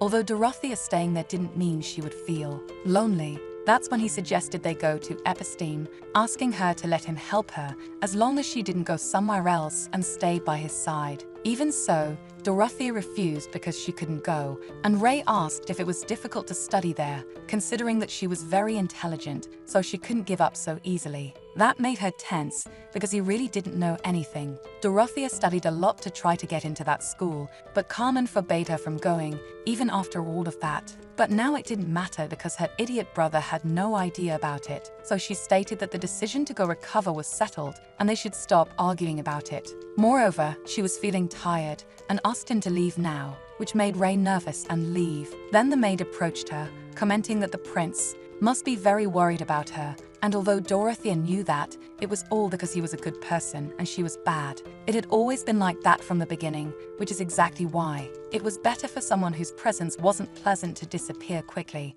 Thus, a few days passed, and at a moment like that, she truly appreciated the indifference of her father, because he didn't even know she could leave so quickly. At least it was a relief that the fool Rei wasn't there. Instead, the one who came to talk was Theon. After hearing that she would leave to recover, which made her tense, because Dorothea didn't want to meet him now, and she stammered a yes, asking the reason for his visit. He replied that it was because he had something to give her, feeling happy because it wasn't too late, and then handed her some sweets, hoping it would please her even if it wasn't anything special, as he thought it could help her avoid feeling dizzy, and Dorothea blushed a bit at his concern, saying she liked sweets and taking them while thanking him because he cared about her. Then Theon commented a little sadly that going so suddenly to a faraway place to recover wouldn't let him see her soon, which was very bad, but he wanted to say goodbye and for her to take care so that she could return quickly, which moved Dorothea. She had never felt like that in her previous life. Maybe there was hope for Theon, but she didn't want to think about that possibility because, in any case, she still needed to go. She turned to leave, and he tried to say something to her, but ended up hesitating and gave up. So Dorothea entered the carriage, trying to calm herself, but unable to forget Theon's kindness and concern, which made her happy. The protagonist's journey continued, and soon she realized it was indeed much easier to breathe after leaving the palace. The place where she killed Ray and Theo died. Now reflecting on it, she only had bad memories within that palace, but now it was okay because there were no traces of her being a tyrant in that world. Looking at Theon's sweets made her consider that she could start everything over again. Until suddenly, Clara, the maid from the Southern Palace, appeared, calling for the protagonist because she had asked her to wait with her, fearing she might get lost. At least she should go with her next time, which made Dorothea think that being in charge of the helpless princess in a rural retreat must have been quite a nuisance. They must have pushed that position onto Clara due to her hierarchy, but since she was a princess only in name, that kind of attention would only be temporary. That's when the maid brightened up, because she had someone to introduce to her, showing the knight who would be protecting her, named Stephen Greenwall. But this was someone she knew from her previous life and whom Dorothea had threatened because he never listened to his empress, always arrogant. Now she knew that this would be the most powerful knight of the empire, and back then it was a shame because she really wanted to have had the chance to compete with him someday. It would be good if he could respond with caution. In a moment like this, as the one who would become the vice captain of the Light Knights, she hoped he wouldn't regret the decision to betray her in the past. He was also one of the people who died by her hands. If Stephen turned 18 this year, he should already be a part of the Light Knights, certainly consolidating his power, making her wonder if he came here at the right time to perfect his skills and gain an even higher position within the ranks. Even as a princess without authority, that kind of thought made her a little sad, but Dorothea extended her hand to greet the knight anyway. Smiling, the maid was pleased because she was very good with greetings, but Stephen just remained still, which confused both of them, despite the maid commenting that he should offer his hand as well, and for some reason he slapped her palm, making the scene even more awkward. It seemed that he was still an arrogant knight in front of the princess. The fact that she met Stephen again meant her life wasn't going as she wished. It was going against her decision to live peacefully. So, to achieve her goals, she would have to strengthen her own standards, but Dorothea didn't know how one could live peacefully. While she was writing, Clara approached to offer some snacks, and the protagonist took the opportunity to ask her what she should do to have a good life. After thinking for a moment, Clara said that first she needed to obey her parents, something Dorothea immediately dismissed. Then the maid peeked at what she was writing, laughing at the list and embarrassing Dorothea because both she and Stephen were staring at her like that. But Clara called her cute, although Dorothea didn't feel that any of it matched her, hiding the fact that she wanted to live a peaceful life despite the maid being curious about the reason behind this sudden list. Then Clara suggested she could massage her father 10 times, which the protagonist discarded once more. Since Dorothea didn't like the suggestions, Clara proposed that she could laugh 10 times a day, because they say that when you smile, you could gain more luck, and Stephen nodded. The protagonist thought that it wasn't that she didn't like to smile, but rather that she had no reason to do so. Thinking about it, the image of a good person was always accompanied by a gentle smile. And thinking of Ray, she felt that Clara's words made some sense, so she tried to smile, but only ended up with a cramp just by forcing it. In the end, Dorothea pushed Clara and Stephen out of her room because she needed space to think, even though the maid wanted to see more of her list. First, she decided she would give at least one smile a day. Second, she should not covet other people's things. The throne belonged to Ray, and Theon belonged to Julia. Third, she had to save 1,000,000 people, because saving people was a good thing. After all, she couldn't even count the number of people who died because of her in her previous life. Not only the people she killed, but also the wars she caused, the labor she commanded, the disasters and diseases she couldn't solve, even the spread of famine. Probably 500,000 people ended up dying because of that. People who could have survived if Ray had ascended to the throne died because of her. So, as redemption for her sins, she would save twice as many lives. Besides, she should give thanks 3 times a week, donating over 1 million francs per month. For now, that should be enough. It should be sufficient to have a good life. After thinking so much, Dorothea felt she was getting tired now, so she went out to refresh herself. A little later, she left her room, asking to go to the beach. As they walked on the sand, despite saying she wanted to see the sea, she didn't expect Stephen to accompany her. Even so, she felt happy because he was a respectful knight who didn't try to interfere or talk. He was so quiet that it was as if she was truly alone. In the distance, while walking, she ended up encountering someone sitting and hunched over, making her wonder who it was and if there was someone else living in that vacation palace area. The one curled up was a boy with silver hair and yellow eyes, crying, and Dorothea quickly recognized him as Ethan Bront. He was the closest friend of the tyrant Dorothea and the most beautiful person she knew in the world, also being the most dangerous of all. Once known as the golden-eyed angel in high society, even speaking to him was like realizing a dream, an almost unreal existence. There wasn't anyone who didn't want to be by Ethan's side, but his loyalty was entirely to Dorothea. He gave her everything she desired and even helped her kill Ray, including taking Julia's life, always taking the lives of those who displeased her, always showing great loyalty to her, the only person who knew and understood her heart, even as she only thought of him. As a loyal subject, Ethan never understood why Dorothea kept Theon, who was arrogant, by her side, saying that if it were him, if he had married her, he would certainly have made her much happier. But the protagonist wondered if he was truly loyal because, at the end of her life, she realized she had made the wrong choices. While she was being executed, he was absolved of all accusations, declaring himself as the prime minister who tried to take care of the empire during the rule of a tyrant. He was forgiven for all his sins thanks to his silver tongue, and she was executed, carrying even Ethan's sins. They even said he would be the next emperor after her death, and that's why she had to avoid him. In this life, it was necessary to stay away from him, but unintentionally, they ended up meeting at that very moment. When she saw him crying, Dorothea couldn't help but wonder why. He was completely different from the Ethan she once knew. If Ethan hadn't gone down the wrong path and could live a peaceful life like hers, maybe he too could have had a fresh start. That's why Dorothea approached Ethan and greeted him, catching him by surprise and making him stand up as she asked what he was doing there. For some reason, he seemed very startled and turned to run away, confusing Dorothea, who regretted trying to speak to him while he was still crying. Even so, she wondered why he was suffering alone like that, but it should have been obvious because he was the illegitimate son of the Bront family. Maybe that's why he was crying. The Duke had brought Ethan to a remote place, so he couldn't return until he became an adult and wasn't allowed to attend social events. He had always been hidden away inside the house because he was an illegitimate child. So Dorothea turned around, deciding that they should head back now, realizing that Ethan was in the same situation as her. As soon as the news of the princess's arrival spread, the noble ladies of the region sent countless letters to get the chance to meet her, and Dorothea felt distressed because she was forced to greet them and ended up in that situation,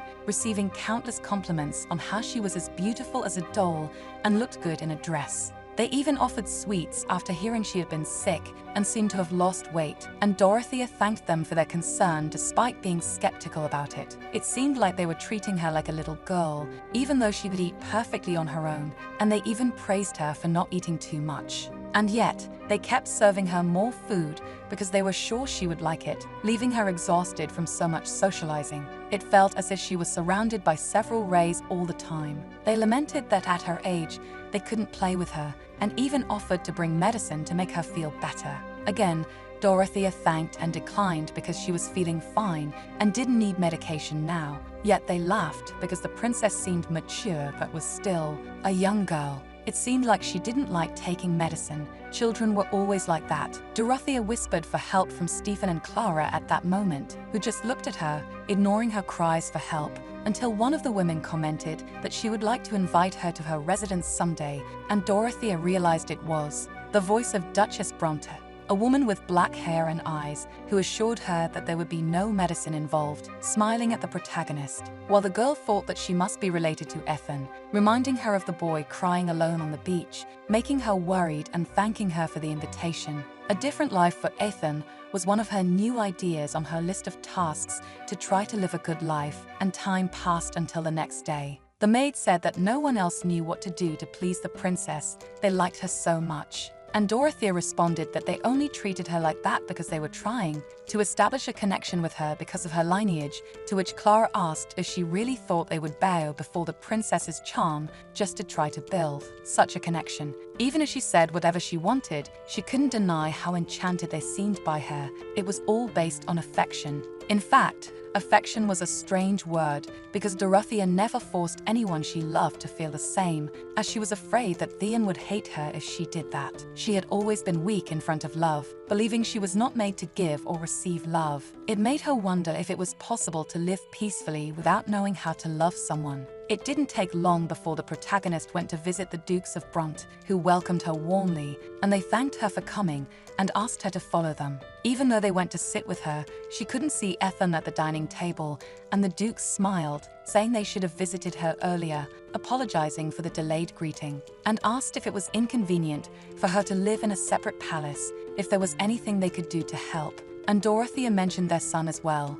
making them laugh when she brought up Jonathan, saying he was at the episteme at the moment, and asked if it was the prince who told her about him. She looked away, answering that it wasn't the case, but that she had seen the Bront family's son not long ago, named Ethan Bront, which shocked them both, because Dorothea stated that she would like to meet him and wanted to know where he was now, and the Duke stammered, asking if she met him a few days ago. And she agreed because she happened to meet him while walking on the beach and wanted to know if he was there, and the Duchess whispered something to her husband. This made both of them laugh because it seemed like Dorothea was interested in Ethan, as if they misunderstood that she'd have fallen in love with him at first sight, and she slowly decided to play along, agreeing. Then they explained that Ethan hadn't been feeling well and had to take some time off, and they felt they were being disrespectful to the princess. So Dorothea said that she thought they could be friends, and that's why she wanted the chance to see him, and the Duke immediately agreed that they could take them out to eat together later.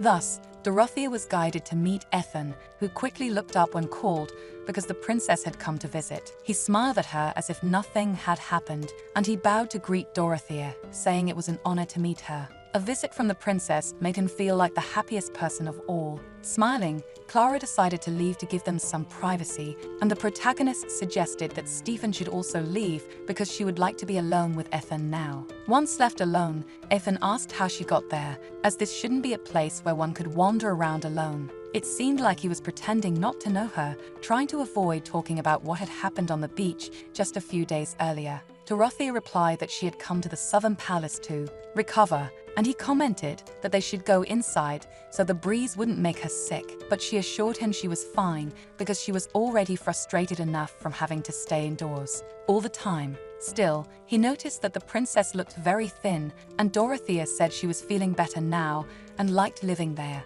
Ethan continued, saying that this garden was small, but he hoped it was to her liking, though the protagonist wasn't sure if he was trying to be sincere or polite, or if he was just trying to hide his true feelings. A heavy silence fell between them until Dorothea concluded that, if she looked more closely, she could see the subtle movements of his eyebrows, and he touched his own face, asking if there was something on it. She agreed, thinking that this was an unconscious habit that appeared whenever Ethan lied or pretended. It was a tell. It was obvious he was lying now, and Dorothea pointed out, saying that his face was beautiful, creating a long silence, until he blushed, covering his face and stuttering, saying he didn't know what she was talking about, which caught her off guard because it seemed he was truly embarrassed. Still, it was shocking that he didn't know he was indeed a beautiful child. If it were the Ethan from the past, he would have continued the conversation without the slightest hint of embarrassment. So this must be how his child version felt. Then he replied that the princess was the most beautiful person he had ever known in his entire life. Dorothea thanked him for the compliment, thinking that deep down,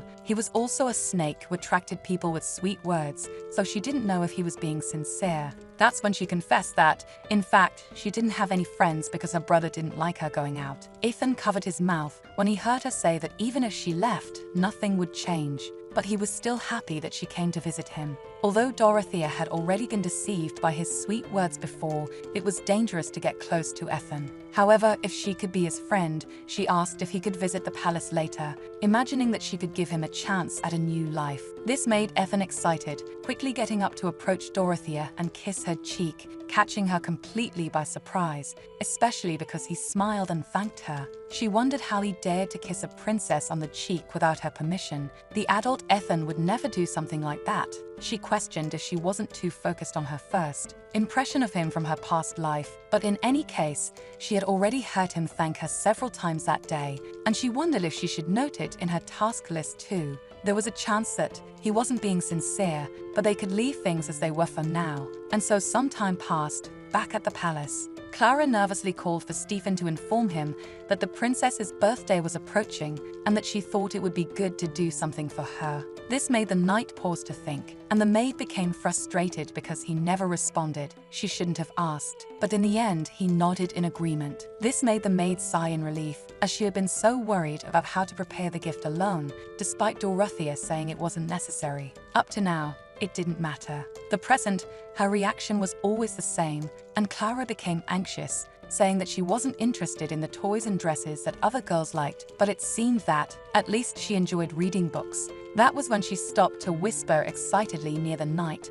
asking what he thought about the idea, although he was clearly not enthusiastic. Still, Clara felt that a surprise event would be the best present, and even though Stephen mentioned that Dorothea was already 9 years old, the maid insisted because Prince Ray loved surprises even when he turned 10, and she was certain that Dorothea would like them too, quickly encouraging the guard since there was still much to prepare. Thus, on another day, the protagonist found herself involved in a surprise party, noticing that they had prepared too much food, but the maid had done it all, and it was delicious, making Clara happy because Dorothea was eating, and she even invited her to go to the beach since the weather was nice, seeming perfect for a walk outdoors. Since Clara appeared more excited than the protagonist, she wondered what exactly they were planning because she hadn't seen Stephen since that morning. In the end, she felt obliged to agree with the maid, and the two of them walked together, with Dorothea having to admit that it was indeed a good day for a walk. The weather really was perfect for her birthday until Clara pointed out, exclaiming that there was a shell on the ground, making the protagonist notice that she was trying really hard. Still, she didn't know what exactly was beautiful about that shell from her point of view, but then she paused, wondering if Clara had hidden the present beneath the shells. After lifting the shell, Dorothea almost looked surprised because there was nothing underneath it, so she continued picking up several shells, and in the end, there was still nothing. When she tried talking to her maid, she suddenly noticed that she had disappeared, and then she started looking for her around the beach until she realized there was a figure approaching, a person dressed in lion clothing who was clearly Stephen, and he just stopped in front of Dorothea and roared, leaving her totally confused. He introduced himself as the brave lion warrior Leo, even though the protagonist mentally begged him to stop embarrassing himself like that. In fact, she could remember that Clara had seen her reading the book about Leo, the lion warrior, hiding a more detailed book underneath it, and that he was the protagonist of that book, who appeared in her supposed favorite book. Although Dorothea wanted to ask her knight to stop right away, she stuttered, pretending to be happy, deciding to just play along, to make it a good deed for the day by pretending to be a normal child because she should be a good person. And again, Stephen roared, making her want to give up right then and there. But it seemed that he was also making an effort to be there, so Dorothea handed him the shells she had found on the beach and would give them to him as a present, wanting to try a little more and suggesting that he could put them in his pockets. Even though he wasn't a kangaroo, it was still a pouch that existed in that costume. Clara was the only person who put pockets in all of her clothes, so it was obvious that she and her knight worked together on this to make the outfit possible. Then the protagonist asked if he came to see her today because it was her birthday, and Stephen bent down, squeezing her shoulder, and wished her a happy birthday with a small roar. Even Dorothea felt embarrassed, but she smiled nonetheless at the lion warrior, surprised at the pleasant feeling of how it was when others made an effort to make her happy. With that, he picked her up to walk along the beach, and Dorothea was surprised because she never imagined he would one day carry her like that in his arms, even though he had been one of Ray's knights who, in the past, she used to laugh at because he was always prepared to die at any moment. She looked down on him for his past as a mercenary and his lack of social skills, but now, her perspective of Knight Stephen Greenwall was completely different. He was a person who constantly worked hard and followed his own path silently. Although his origin had been a great obstacle, he never gave up on it. The destiny of having to carve out his own path was somewhat similar to hers in a way, because Dorothea wasn't born as an heir, but he walked a righteous path unlike her, who chose a distorted journey. That's why she murmured that he was a brave and wonderful person, and she worried because it should have been too unexpected. But then he responded that he wasn't a person, but a lion, making her apologize, laugh, and agree that he was indeed a lion warrior. That's when it suddenly started to rain, and they began to hurry back to the palace, with him setting her down. And Clara appeared a little later, running with an umbrella, so Dorothea told the lion not to stay in the rain and to just come inside with them now. But it didn't seem like he wanted to reveal his disguise in front of her, so he just waved and left, leaving her worried that he might end up catching a cold. After her bath, the protagonist found something on the table, and the maid explained that it was a letter that arrived that day from the palace, sent by Raymond to her. The maid asked if she didn't intend to open it, since Dorothea put it aside, and she replied that she would do it later, until Clara got excited when she realized Stephen was back. She whispered excitedly that it seemed the princess hadn't suspected anything, and it looked like Stephen's lips were slightly lifted. They really thought they had fooled her. So, the protagonist asked where her knight had been, and the maid replied that he had gone to train for a while, though the girl felt that only a fool would fall for that lie. With that, Dorothea told Stephen that she met Leo that day, but she hoped Stephen could give her a present, which shocked both servants. She pretended to be sad because Stephen didn't seem to have prepared anything for her, and Clara stepped back, leaving Stephen to handle it alone. Dorothea thought that if she was pretending to be innocent, she couldn't let this opportunity pass. He bent down, stuttering that he could do it later, and she replied that later wouldn't be her birthday anymore. There was actually a gift she would like to receive from him, and Dorothea said she would like to learn swordsmanship, surprising Clara as she explained that she was too weak and didn't like being that way. The last time she was kidnapped by scary men, and that morning at the beach, bad things could have happened if a stranger and not a lion had appeared. She had set that aside because she thought that if she took up the sword again, she would end up becoming greedy once more by gaining strength. But now that she realized this, she knew the good person also had to be strong, so she wanted Stephen to teach her how to use a sword that didn't define who was good or who was bad. With an honest smile, Stephen squeezed the protagonist's hands, seeming to agree to her request, and so a few months passed since that day. The more the protagonist continued her training with a wooden sword, it seemed much easier because it was light, and she wondered when Stephen would finally give her a real sword. Maybe he was worried that she would get hurt, or perhaps he was jealous because her skills were very advanced. That's when someone approached her, and Dorothea quickly turned, pointing her sword at the person behind her, only to realize it was actually Ethan. He raised his hands in surrender, and she apologized because she thought it was Stephen. Then he praised her skills, saying they were improving every day, although she still had a long way to go. Even though Dorothea wasn't very good with a sword, he would still say she was very talented. In a way, the protagonist agreed with him, although she had never seen Ethan wield a sword before. Instead, he had several followers willing to do it for him and protect him. But now he was just happy that she was feeling better, and Dorothea confirmed because she came there to get better, but now she was sweating too much. He replied that it was fine because he liked her scent. It was like a breeze of herbs. As they talked, Dorothea noticed that several maids were hiding, admiring Ethan behind the bushes, thinking it was cute to see the two children talking. The protagonist tried to ignore the commotion and asked why he was there, and he smiled, reminding her that she had said he could visit if he was bored. Then he took her hand and said that last time he showed her the duchy, now it was her turn to show him the southern palace. Even though Dorothea knew her hand must be sticky with sweat, she said she needed to clean herself up, and Ethan agreed, saying she could show him the bath in the southern palace first, which left her completely shocked until he made it clear that it was so she could wash her hands and face. Dorothea felt awful because she had just thought of something strange. But in any case, there was no need to go there just to wash her hands. She only needed a bit of water, and the protagonist looked at Ethan, who gestured that he was just joking with her and that he would wait in the hall so she could freshen up calmly. It seemed that in the end, Ethan was a strangely difficult opponent. So, a little later, the protagonist took him to see her room, and he commented, impressed, because everything was very organized, surprised that it wasn't a place meant for playing. Before going back to the past, Dorothea's room was quite elegant. She always had everything she wanted, collecting all kinds of decorations. Over time, she realized that she was trying to fill the emptiness with material things, but only at the end of her life did she understand that everything she did was absolutely useless, and she felt pathetic. Noticing that Dorothea seemed lost in thought, Ethan smiled, saying that he brought a present for her, showing her a necklace, explaining that since she personally invited him, he couldn't come empty-handed. At first glance,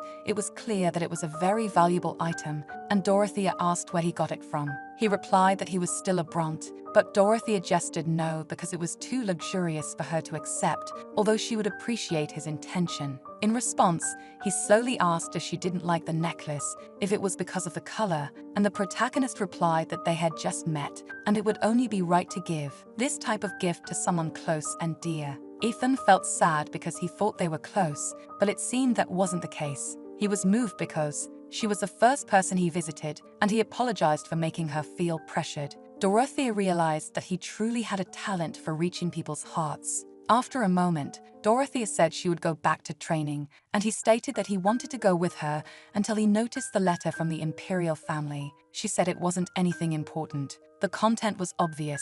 Ray was probably complaining about how difficult episteme was and about his responsibilities as the crown prince. If it were Ray, he wouldn't have wasted such an opportunity, but she didn't want to think about it. The best thing for both of them was just not to read that letter, and Dorothea said she would read it later. Then, Ethan pointed to the handkerchief beside her bed, commenting that it didn't seem like hers, and the protagonist quickly ran to hide the fabric, saying it was just a present. Sighing, Dorothea thought it wasn't a gift, but rather an item she couldn't return. Then Ethan said that next time, he could give her a handkerchief as a present, and asked if he could do that. When she agreed, the boy smiled brightly and relieved, pulling her by the hand so they could visit other places now. Maybe the closet, or any other place like that, and even though he was getting distracted by this, he was still thinking about the handkerchief she hid. During the meal, Dorothea noticed that the maids didn't seem to be in a good mood and wondered if something had happened, until Clara asked what she thought of returning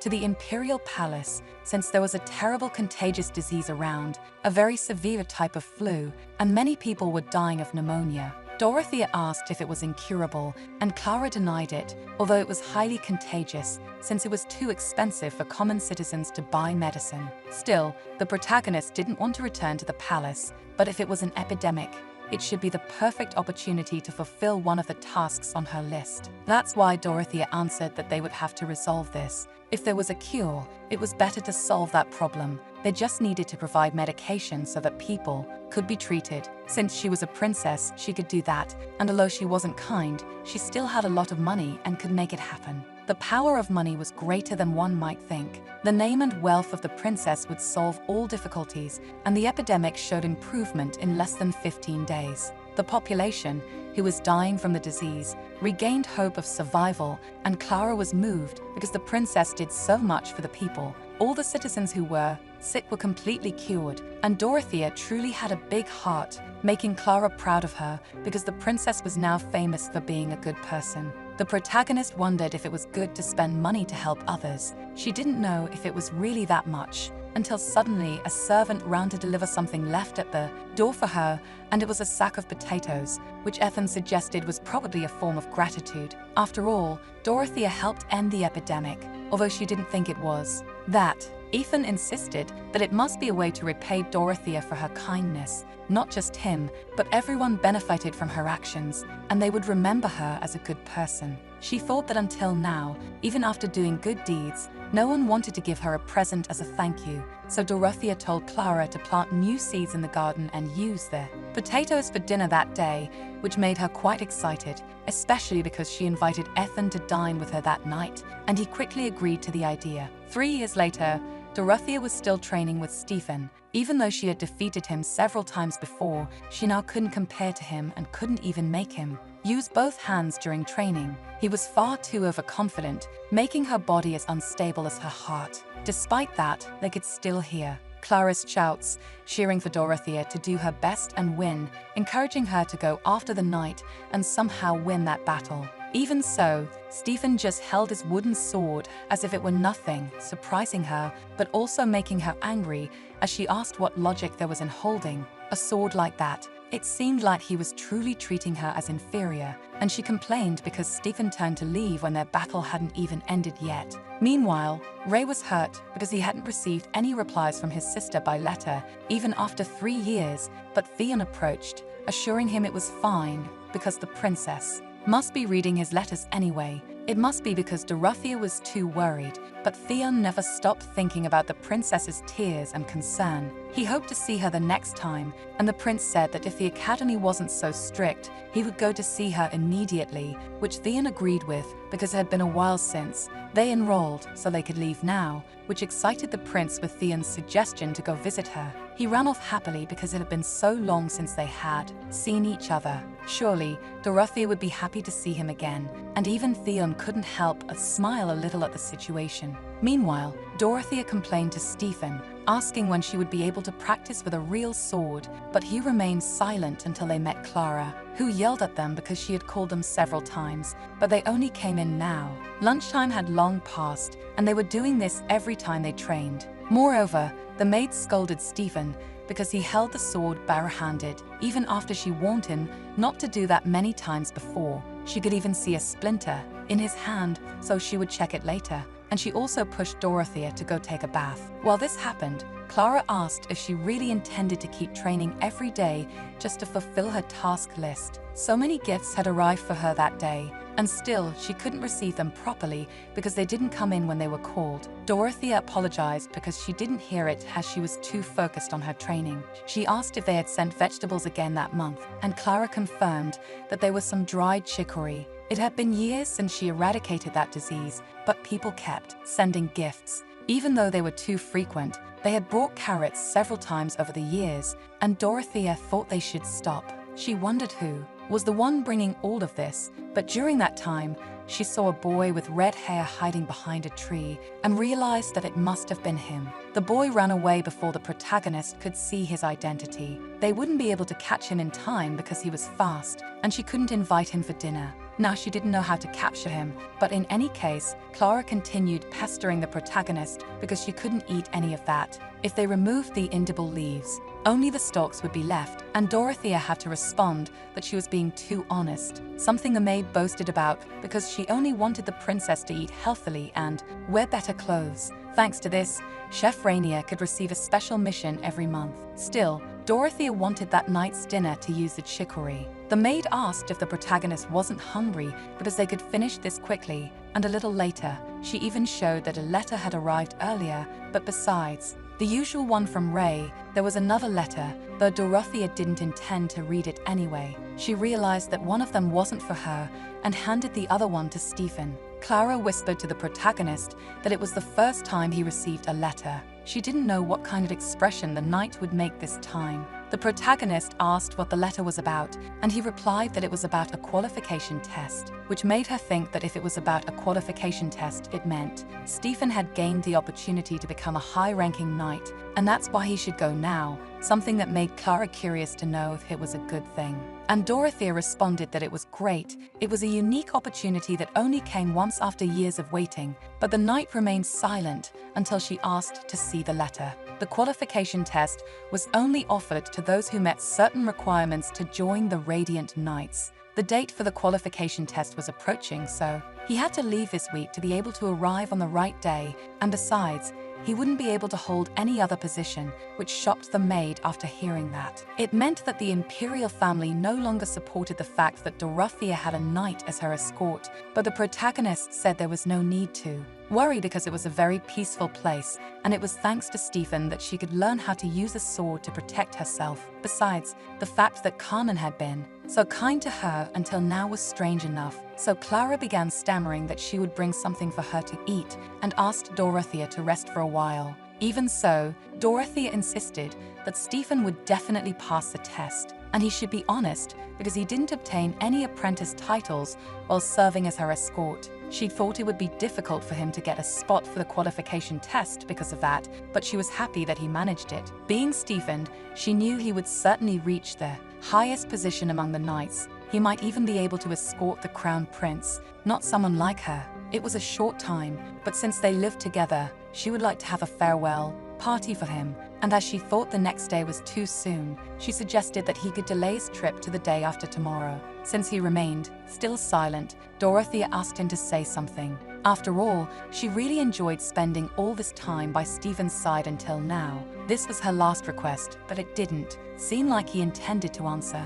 Even if it was just a little, she felt that they had grown closer, so she asked him to leave after the day after tomorrow. After a moment, Stephen kneeled before the protagonist and held her hand, stating that he was her escort knight, and it was his mission and duty to always protect her. Even so, Dorothea replied that it would be better for him to reach a higher level than just staying there, and she wondered why there were only fools around her and why people chose to reject her benefits and lose money. She knew that people would call Stephen an idiot, and she didn't understand why he continued choosing her. Then he just replied that he would like to keep doing what he wanted, giving Dorothea a sweet smile that made her emotional. He was like this even before her. Regression. Even at the moment when defeat was certain, he tried to defend the empire until the end. Although Raymond's defeat was obvious, he was a man who made foolish decisions, with all his sincerity. So Dorothea couldn't help but call him an idiot and hug Stephen, crying when she realized she couldn't help being selfish.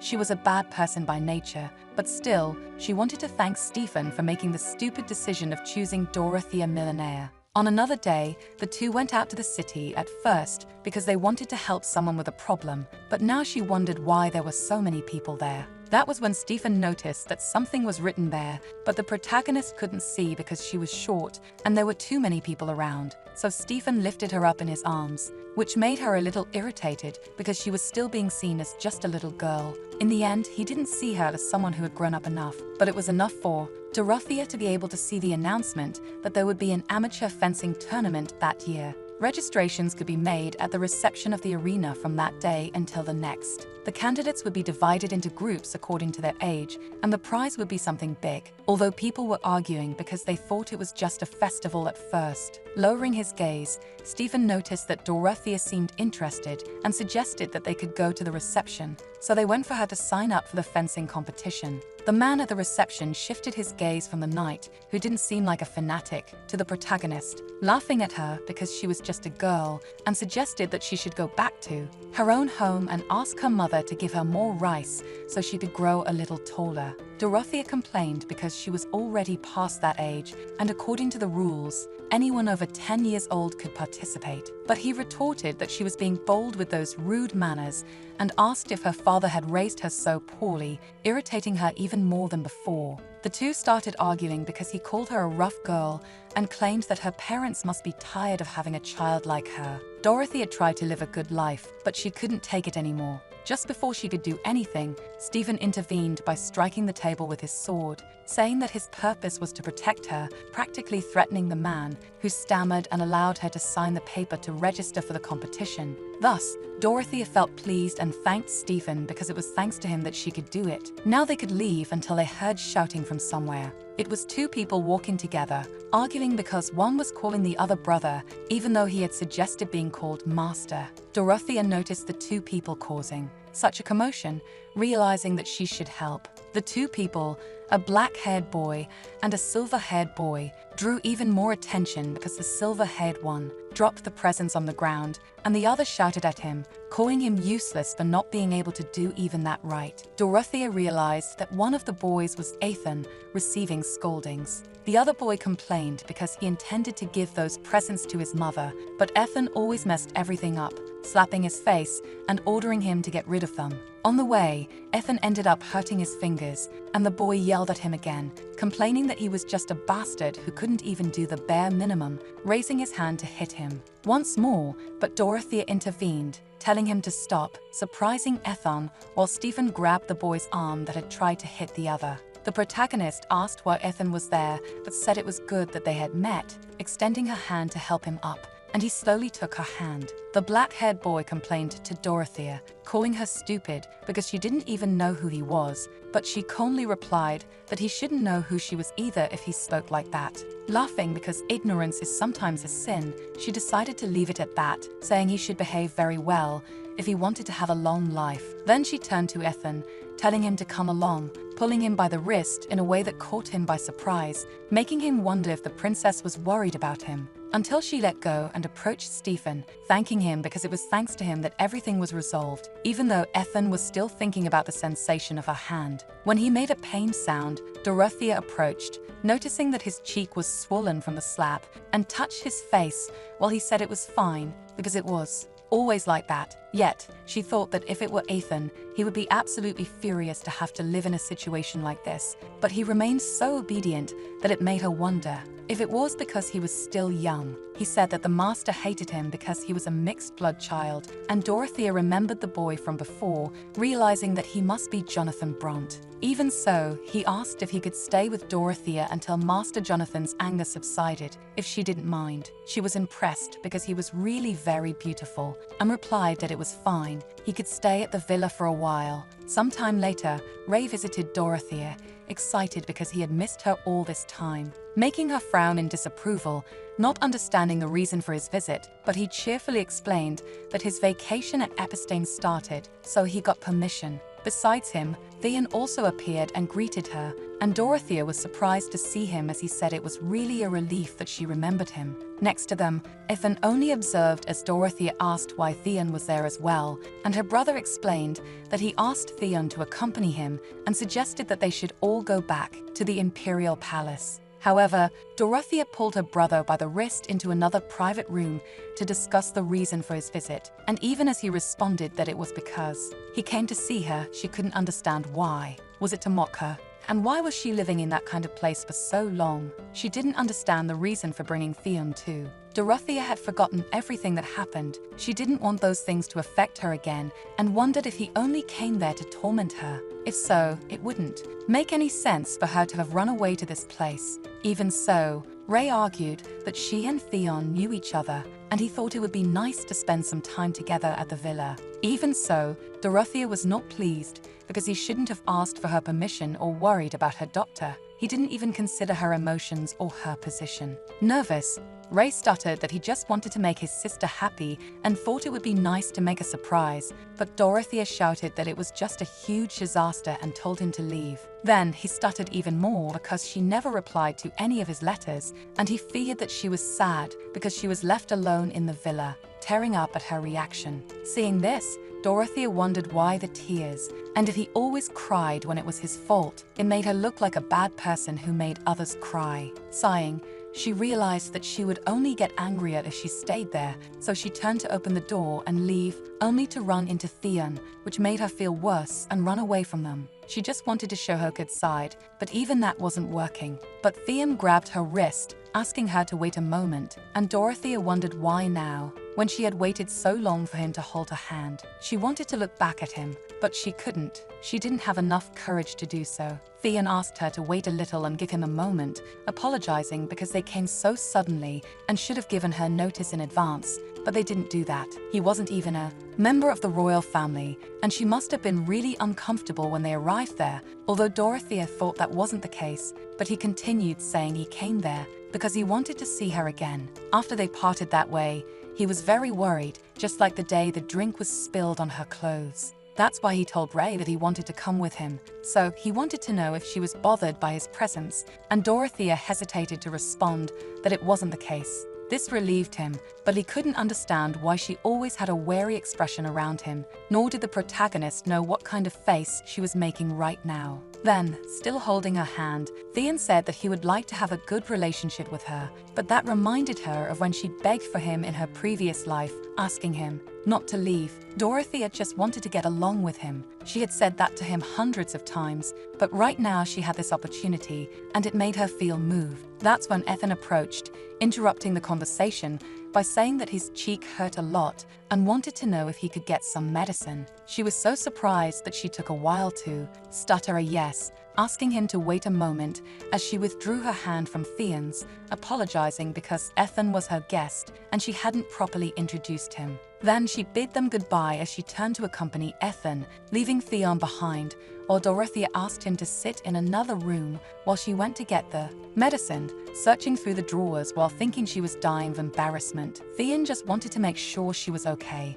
but she only managed to run away. Ignoring her, Ethan approached, saying he didn't need medicine because it was just a little swelling, but Dorothea was sure he had asked for it before, though he insisted that he was fine, suggesting that she needed it more than he did because she seemed sicker than him, as if she had a fever. She got startled before explaining that she wasn't sick, she was fine, and he didn't need to worry, surprised that Ethan noticed her change, until he continued, saying that he thought he knew the real reason why she came there. It wasn't about recovering or forgetting what happened with the drink. Then he leaned in, revealing that he liked Dorothea, catching her off guard, but soon making her realize that it was another lie. She pushed him away, grumbling that she hated such jokes, and he laughed after realizing that she couldn't even smile at a joke. She must really be sick. So the protagonist told him to leave because she wanted to stay there a little longer, hesitating because Ethan reminded her that she had said she wasn't feeling unwell. Even so, the protagonist practically kicked him out without hesitation, saying that if he wanted to return to the duchy, he should talk to the maid Clara because they could prepare a carriage for him. Although he agreed with a laugh as if it were a joke, he still found it a rather strange situation. Until he spotted Theon walking nearby and approached to formally greet him, introducing himself as Ethan Brunt, the Duke's son, stating that it was the Brunt family who governed that area. Theon asked if he got the medicine from Dorothea, and Ethan agreed, saying that he wasn't in pain anymore because she herself applied it on him. Moreover, she remembered that Theon hadn't introduced himself yet, and after a moment, the boy introduced himself as Theon Fried, which made Ethan excited because he was the son of the Grand Duke. Ethan stated that it was an honor to meet him in person, but despite Theon trying to enter where Dorothea was, he stopped him, saying he couldn't do that now, because she had said she wanted to rest alone and in peace. She had been practicing fencing and was in town with him, so she must be exhausted by now. Theon then asked if he was close to Dorothea, making Ethan chuckle as he replied that they weren't that close, just enough to put medicine on each other when they got hurt, and also close enough to see each other at least once a week, clearly provoking Theon, who fell silent, making Ethan chuckle again and comment that he had spoken too much without realizing it once more. Then he bowed and asked permission to leave. Meanwhile, Dorothea reflected that she had practiced smiling so much, but still wasn't getting better at it, wondering if this would always happen whenever she met Theon, which made her apologize mentally until she heard a knock on the door and asked who it was, receiving no response and wondering if it was Theon, until she opened the door and saw Stephen, making her ask the reason for his visit and if he was injured or looking for Clara, or if he was looking for her. Since he remained silent, Dorothea told him that he should come in and not stay outside for so long, so he entered and stayed silent until she gestured for him to sit next to her. After all, he wasn't that uptight, and after a moment, she asked if he could listen to her if he wasn't too busy, something he nodded to in agreement. With that, Dorothea began telling him that she had a frightening dream. In that dream, there was someone she really liked, but that person hated her so much that in the end, they ended up dying in her room. Because of that, she had been thinking about it for a long time. She was born and took her mother's life in exchange, which should mean that she was born as a bad person from the start. That's why she could never be loved. She was doomed to be a bad person, no matter what happened. Sometimes she felt so afraid that she wondered if there was nothing but evil inside Dorothea Millard. Maybe even when she was a baby, she was always cruelly wicked, and she laughed, asking if it wasn't pathetic to act like this. That's when Stephen caught her by surprise by hugging her, saying that she was a good girl, making Dorothea sigh, thanking and apologizing to him, thinking about how, in her past life, she had killed him so cruelly, but now she really wanted to live a good life. Meanwhile, Clara was running around, searching for the princess after realizing she wasn't. In her room, when she opened one of the doors, she found Ray still wiping the tears from his face, shocked at the sight, despite his denial of crying. He lamented that his sister must hate him because he visited her and caused a big mess, even though he was worried that she had been living alone for so many years, and wondered if it was strange for him to worry about his younger sister who was alone in a distant land, even though he had eagerly waited for the vacation to arrive so he could visit her. In Dorothy's eyes, he must have seemed like an idiot, but Clara denied that because he was at Episteme Academy, the best educational institution in the Empire, where the world's most brilliant people studied. Anyone there was amazing, but the prince still lamented because he scored 80 on his last test, even though 80 out of 100 points was a great score. That's why Ray didn't know what to do to please her, and the maid thought that every time his letters arrived, the princess started to get headaches, and she wondered if there was a way to reconcile the two of them, as Ray himself asked if he could make Dorothy happy by doing something she liked, and if Clara knew what she liked. That's when Clara mentioned that Dorothea loved practicing fencing and would even skip meals just to keep training, and Ray commented that he was very good at it too. She also mentioned that there would be a fencing competition in town in a few days, suggesting that he could watch it, and he thought that if he won, Dorothea might see how good he was at it. He asked if she would let him participate in the tournament as well, something Clara immediately agreed to, until Theon came in to say that the princess seemed to be feeling unwell, shocking the two of them inside as Clara stood up to go see Dorothea, asking the two to stay in that room to rest before coming back there. At that, Ray wondered if she was okay because he was worried, saying it was his fault, even as Theon still felt guilty for visiting her because she probably felt she felt bad because he brought him there. After all, he wasn't a member of the imperial family and wasn't even her friend, but he was shocked when he noticed a handkerchief on the table. Remembering that he had given the handkerchief to Dorothea before, he wondered why it was still there, even though he thought she would have thrown it away. He was surprised. When night fell, the protagonist thought that maybe it was because Theon was still there that she couldn't sleep, and she held his handkerchief, knowing she had to return it. That's when her handkerchief flew away with the wind by accident, falling on the ground right where Theon had passed by,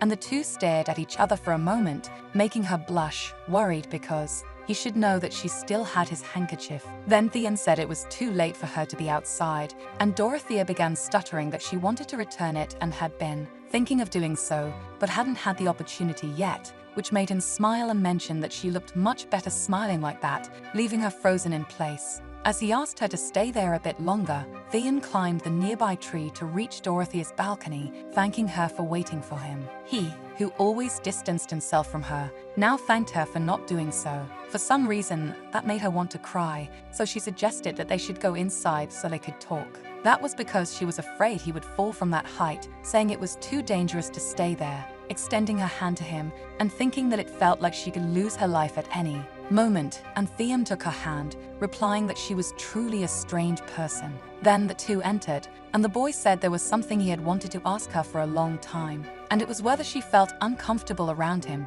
to which Dorothea shook her head, thinking that he must be talking about those past days. This drew a sigh of relief from Theon because he thought he had been inconveniencing her, and honestly, he was happy to see the princess again. On that day, there was something that he wanted to say but couldn't, and at the ceremony, he wanted to apologize because he couldn't do anything for her. In fact, he missed her and didn't want to say this through letters. He imagined that Dorothea didn't like receiving them, and that's why he was so happy to be able to talk to her in person. His words made the protagonist feel like she was in a dream. The Theon who always ran away from her came all the way here just to say he missed her. That was when Dorothea asked why he was in the garden so late at night, and he told her that he liked the night, probably because he felt free, and often went out for walks at that hour, although Dorothea always knew that because he stayed up very late and always took naps during the day. But anyway, he suggested that she should rest now because it was very late, and handed the handkerchief to her, saying she could keep it if it was useful,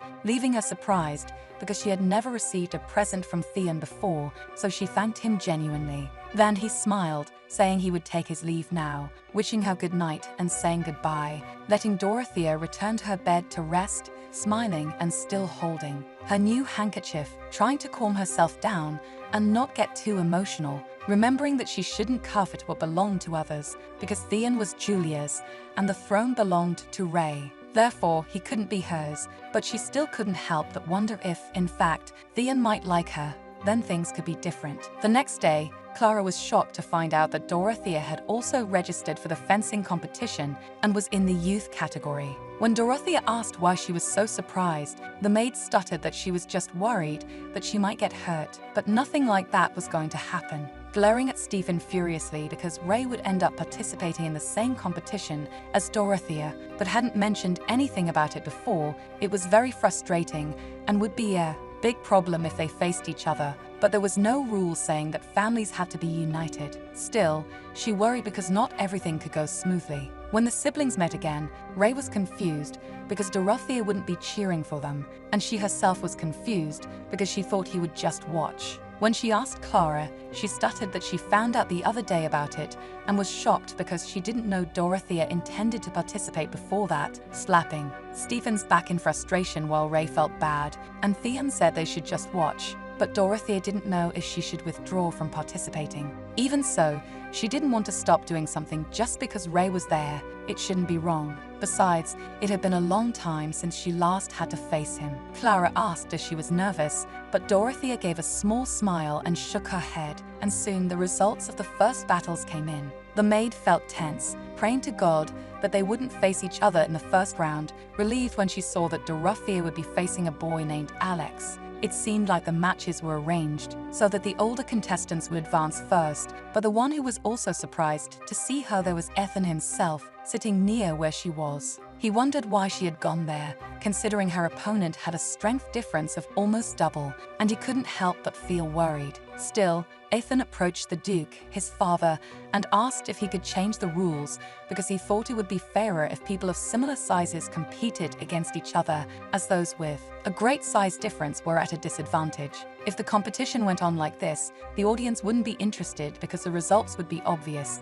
and honestly, people might end up thinking that the competition organized by the Bront family was unfair. The Duke sighed, saying Ethan was indeed very kind, which was great, patting his head. He instructed him not to tell the others that he made some changes, making Ethan sigh in relief, while the other participants were left confused by the rule changes, wondering why it happened after the names had already been announced. It should have been obvious, but Alex thought his opponent was scared of him. Even he would feel ashamed to fight against someone as weak as her, but Dorothea denied that was the case, saying it was probably because the organizers wanted to keep him in the competition for a bit longer.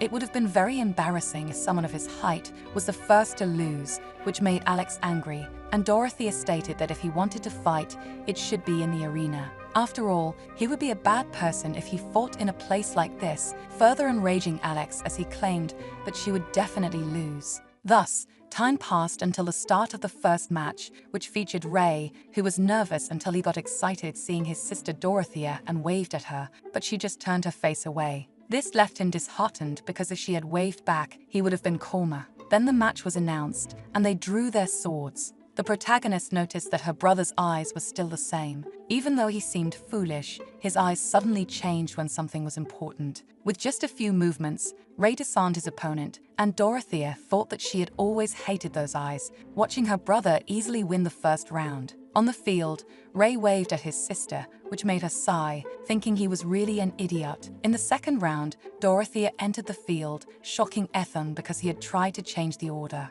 of the participants as much as he could. She had said that she came there to recover because she wasn't feeling well, but if she got hurt now, even more than before, it would worry him. Alex mocked her, asking if Dorothea was nervous, but she remained silent, thinking that it would have been better if she had a real sword. Then the match was announced to begin. They clashed swords, and the protagonist felt like she couldn't adapt because her opponent was too slow, and she knocked him down with just one move, leaving him stunned. Curious to know what she had done, but Dorothea replied that he should know that he was a good boy, soon being announced as the winner and shocking everyone watching, who wondered which family she was from. Theon was equally impressed while watching, and Ray showered her with praise, though she told him to calm down. He didn't know that the princess was so good with a sword and asked how she learned, to which Dorothea just walked past him, telling him not to follow her. This disheartened him, making him think it must have been hard for her to reach that level. He couldn't even compliment Dorothea properly,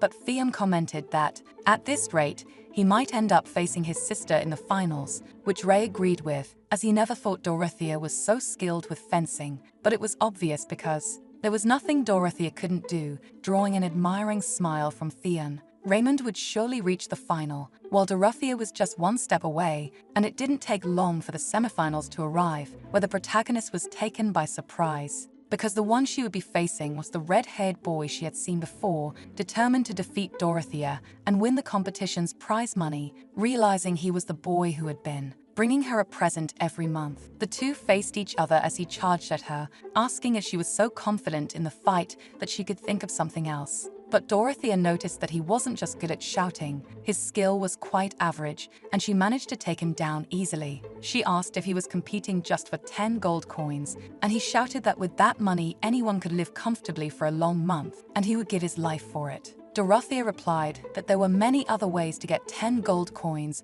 without giving your life in exchange, knocking him down again by saying that doing so was pure stupidity. When it comes to truly sacrificing yourself for it, you should talk to me, she said, and he shouted back, confused, because he didn't even know where she was from. But Dorothea replied that she liked the gift he gave her. The vegetables were tasty, making him widen his eyes as he watched her leave, too shocked to stop her from going. A little later, the finals had finally arrived, the moment everyone had been waiting for. The ultimate battle between Dorothea and Ray was about to begin. While staring at each other, Ray starts saying that he knew she wanted to be the winner, but Dorothea cuts him off, telling him to stop looking at her like that, which startled him. When the duel begins, they start clashing their wooden swords against each other, and Dorothea wonders why everyone always thought he would win, and if it was because she appeared so weak and fragile. While they watched, even Clara didn't know who to root for and was nervous watching from the audience, asking Stephen who he thought would win, but he remained silent,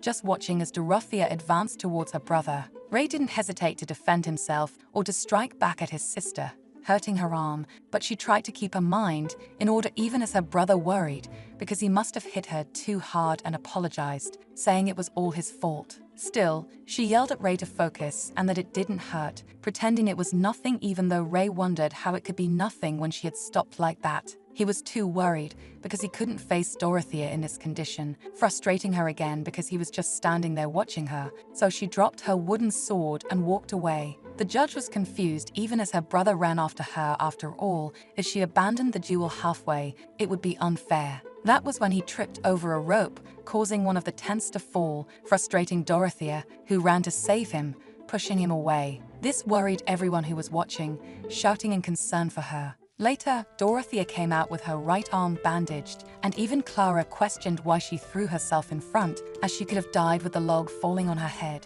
Even the protagonist didn't know why she acted that way, and she replied that it was preferable for the princess to be hurt, not the prince. If both were on the verge of death, everyone's choice would be quite obvious. But Clara complained because, obviously, they would save the princess. After all, they both only served her, which brought a smile to Dorothea's face as she thanked her for saying that. A little later, Ray appeared, crying and apologizing because he only came there to cause a disaster, and even Theon was worried about the prince, but decided to leave him alone for a bit. Soon, he noticed that Ethan was outside too, and with a cold look, Theon said he didn't think he would return there so soon. Despite Theon replying that it wasn't his problem, Ethan retorted that he was still worried about the princess, as she seemed quite troubled ever since they arrived. Slowly, Theon mentioned that Ethan seemed truly interested in Dorothea, thinking that his eyes were unpleasant, and the other boy agreed because he was quite interested in her. That's because he adored her, which took Theon by surprise, but Ethan continued, saying he had heard that Theon was in love with a girl named Julia, so he should understand his feelings for Dorothea, but Theon replied that it was just a rumor because she was just a friend. While the two were arguing, suddenly, a maid appeared shouting to announce that Dorothea's treatment had ended, and the two quickly shifted their attention elsewhere. Meanwhile, Ethan's father began pleading for forgiveness because it was all due to his disorganization as he had committed a great sin. He never imagined that the prince could have been injured in a tournament he himself had organized. It was sheer luck that the one who got hurt was the princess, and Dorothea replied that it was fine. Thanks to their cooperation, she could receive treatment immediately. Then she noticed Theon bowing in the distance, but she just passed by the two boys, wanting to leave, with Ethan worried whether Dorothea's body was truly okay. He wanted to have protected her more than anyone else, in fact. He had many things he wanted to say to her, but Dorothea didn't even pay attention to him as she passed, taking her carriage to leave while wondering why she had saved Ray. And the boy himself was still emotional, thanking her for saving his life and apologizing for her being hurt because of him, begging her to never do that again. He didn't want her to get hurt. He hated seeing her injured, and Dorothea thought that a good person like him would never become a worthy emperor, and she responded that this was the first thing he had to change. Not caring how much she tried to push him away, Ray was still a kind person to her. Even if she were to be born again, she could never be like him. In any case, Ray said that if she had any difficulties or inconveniences, she could always tell him because he would do anything for her. He could bring her anything to eat. He could be her hands for as long as she wanted now that she hurt her arm. So Dorothea smiled, happy with an idea to make him do what she wanted. And that night, she arrived at house to rest. Remembering that Clara mentioned Theon would be returning to the capital the next morning, he originally just wanted to see the prince participate in the competition. This left Dorothea a bit disappointed, thinking that it hadn't been long since he arrived at the palace. If they parted now, she didn't know when she would see him again. She didn't like uncertain meetings, so she decided to stand up and try to be greedy one last time, and left to meet Theon, who was surprised to see her so suddenly. The protagonist realized it was true that he was already leaving, considering the bag he was carrying, so he asked why she was there, and Dorothea responded. She had heard he was leaving early and just wanted to say goodbye, and apologized for coming without notice, trying to be gentle and not tremble. Theon responded that it was okay, and asked how her arm was, looking thoughtful, because when she got hurt, he also wanted to run to her. If he had the strength to do so, he could have protected the princess. Sighing, he was relieved she was better, but wanted to grow stronger quickly so that, the next time they met, he could be someone who could protect Dorothea, which left her a little nervous, wondering if this was the same Theon from her memories. After all, he had always been cold to her, and she questioned whether he was saying these things simply because he was part of the royal family. Even so, Theon mentioned that he would like to exchange letters with her always, and Dorothea agreed because she would certainly reply, making him visibly happy. After seeing this, she stammered that he should leave now because she didn't want to interfere, and bid her farewell, but Theon asked her to wait a bit as he wanted to know if she and Ethan were just friends, something that left her confused, but she agreed because, when she was at the palace, he would always come to keep her company frequently, and Theon remembered Ethan, confessing that he liked her, but apparently it was one-sided, so he smiled, changing the subject because he had to leave now, and hoped that she would be well, something Dorothea returned. When she went back to bed, she was a bit astonished by what had happened and wondered if she was dreaming, because Theon really cared about her somehow. He managed to make her sleep well that night. That's when she remembered when one of her servants mentioned that in the Emperor's will, it was written to protect Prince Raymond from Princess Dorothea, which surprised her.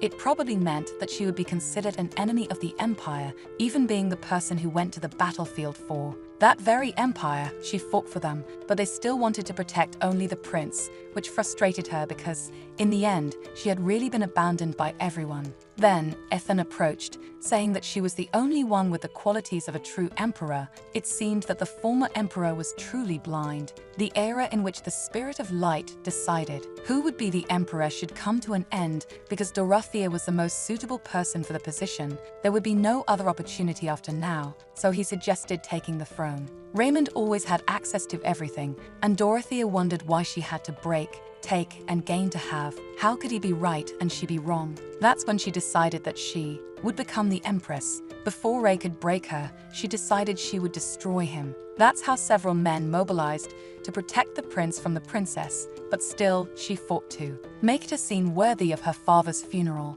That day, Dorothea met Ray, who welcomed her with a smile, mentioning that he had heard she had achieved a great victory in the war against Hark and suggested making a toast. Upon her refusal, he suggested that she could offer a glass to her deceased father, but even though Dorothea had always hated him, Ray wondered why all of them had ended up this way. Furious, Dorothea slammed against the wall because she was there to kill him, and her brother replied that he hoped she wouldn't regret her choice, but she believed that he was the one who should regret it. After all, she had always irritated him. Killing him was an act of rebellion, but if someone killed her, it would be considered a great honor for being right in order to protect the throne. Even if Dorothea became the empress, people would slander her. Blinded by power, they would all say she led an army to her father's funeral and would be treated as a greedy tyrant who even killed her only living blood relative. She laughed because it was truly incredible, because ever since they were born, he was the good boy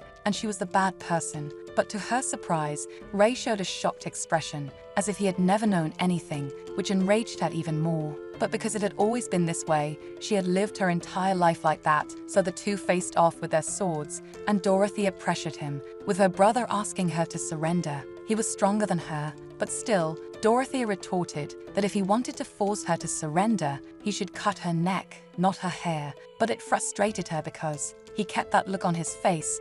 She wanted him to kill her. After all, it should all end that way. Until one of his strikes hit Dorothea, and Ray grew worried because she started bleeding, which made her think he was truly an idiot. One of them had to die for the fight to end. That was how it ended, with Dorothea stabbing her brother's chest with her sword. When she won, the protagonist gave a wide smile of satisfaction and victory. Now, the throne would be hers, and that idiot Ray should feel like a fool after hesitating in this situation. But instead, he smiled, apologizing, though he knew that would never be enough. He just wanted her not to cry, and then he fell into her arms, leaving her confused after. Hearing those words, she laughed because it was impossible. After all, Dorothea should be laughing with joy, but her smile faded as tears ran down her face, and she started trembling, saying that he shouldn't be ridiculous. She was only crying out of happiness. She had finally become the empress. That's when she woke up in bed again after those memories, wondering why this was happening all of a sudden. But then she remembered that Ray had always acted the same way both times they fought. Now that she thought about it, she wondered if in the last battle he truly said those words. Could it be that he had some intention of winning before, but she didn't even know if she had truly defeated Ray? Maybe it was him who had conceded victory to Dorothea from the start. After all, even at the end of his life, he dropped his sword, and now she wondered if it was right to use her skills to kill Ray and seize the throne. It was frustrating because she couldn't remember anything or the details of the situation, and she questioned why she had gone back in time. The next day, someone knocked on the door, asking to enter the protagonist's room. The one who appeared was Ray, commenting that he heard a noise coming from her room and imagined she wasn't able to sleep because she was hurt, and she replied that it wasn't because of that. But either way, Ray approached the bed, promising that he would stay by her side until she could fall asleep, and she turned to the side, rejecting the offer, leaving him saddened because he had promised to do anything for her. Then he helped her cover up, asking if she ever missed her mother at any point, to which Dorothea said that she wasn't there anymore, and he laughed anyway because he still missed her, which made her apologize, as it was her fault that his mother died. After all, she lost her life giving birth to her. If she hadn't been born, his mother, his father, and even her brother would certainly have been much happier. Ray tried to respond but hesitated, then asked her not to say that because he was lucky to have been able to meet her. He might act like a foolish brother, but there was one thing he could assure. He knew that his mother would never have regretted Dorothea's birth, and he remembered how people talked in the past after the wife's death. The emperor must have been devastated. No one would have imagined that Dorothea would turn out to be such a tyrannical princess. People pitied the deceased empress, but now Ray made up for it by saying that it wasn't her fault that his mother died. So, just as she had said to him before, he wanted to stay with her now that she couldn't sleep. Then Dorothea muttered that he was a fool, and he replied that even she was sometimes like that. The protagonist tried to fall asleep to stop hearing his words, but Ray insisted, timidly asking if she didn't want to return to the palace, something she denied because it was precisely because he was injured that he had to stay and recover, and she never intended to return if possible, which discouraged Ray, who asked if at least he could come back there later. Dorothea was surprised and thought that this village wasn't hers. It used to be just a place the imperial family freely used for recreation. He didn't have to ask permission to go there, but still, he did so. Then she muttered that it was fine, only to realize that he hadn't responded because he had fallen asleep.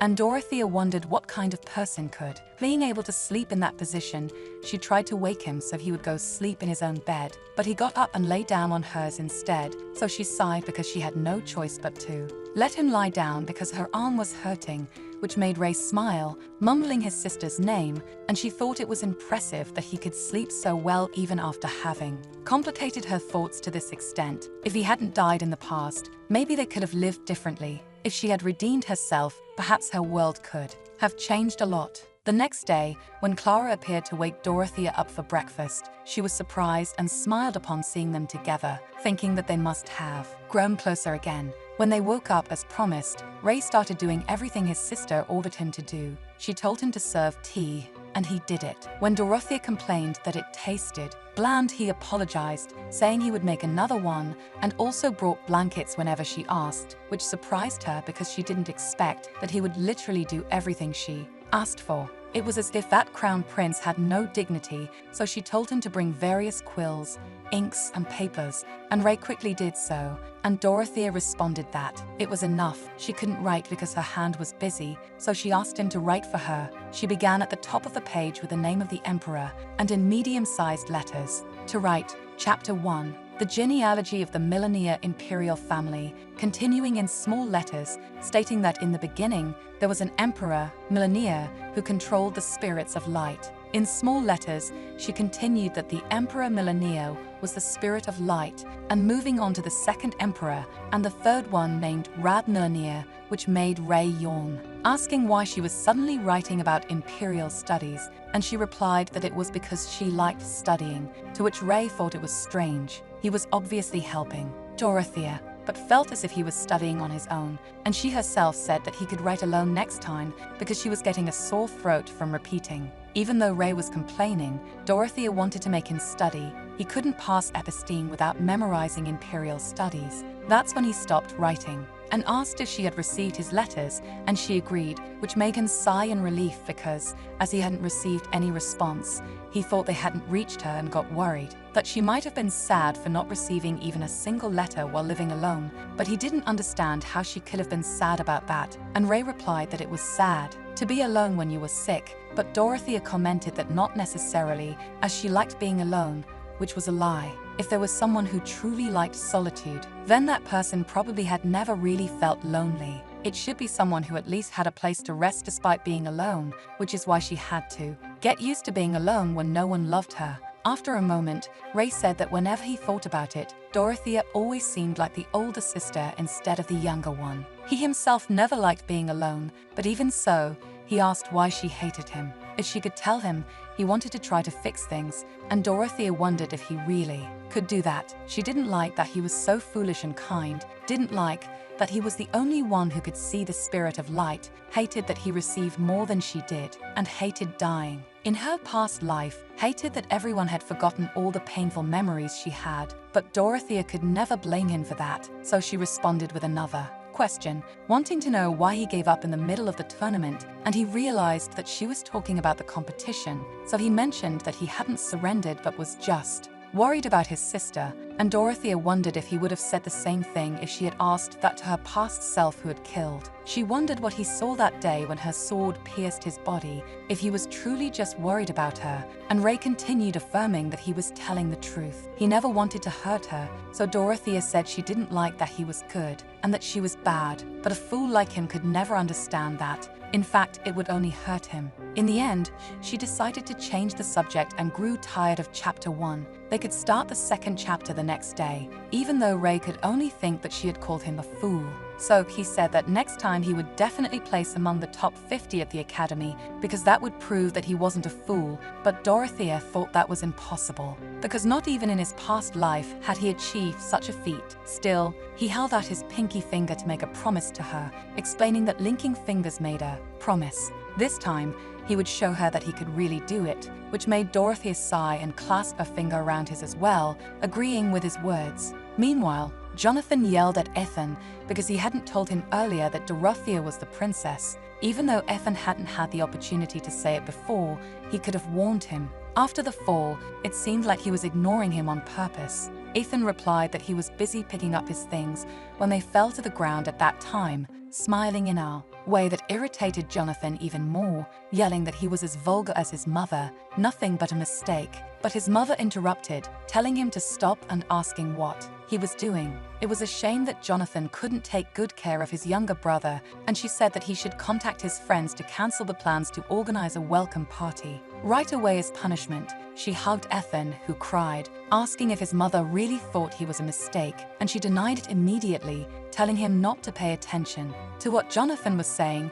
He only said that because he was angry. That's when Ethan began mentioning that the princess got hurt during an accident in the last round of the fencing competition, which made his brother tense because he seemed ready to tell what had happened the other time. But Ethan just smiled, asking their mother if he could visit Dorothea since his family was also partially responsible, and she felt moved because Ethan was truly a kind boy and decided that she would have the butler buy some gifts as well, which made Ethan thank her and ask if Jonathan could go too.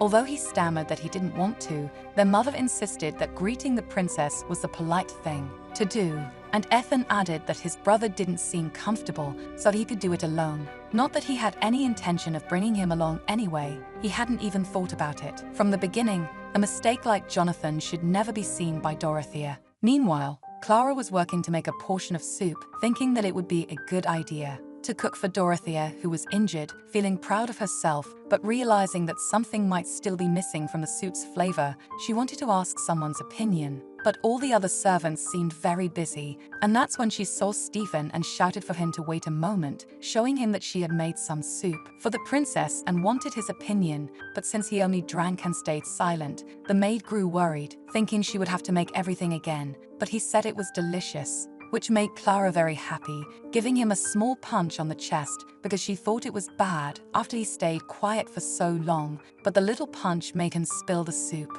on his own clothes, and Clara stammered an apology, approaching to clean it, but he jumped away, which left the maid completely confused, knowing that if it wasn't clean now, it would stain. But the knight left anyway, saying it was fine, simply running off at full speed and leaving Clara even more baffled by his reaction. Outside, the protagonist felt that the weather was really pleasant that day.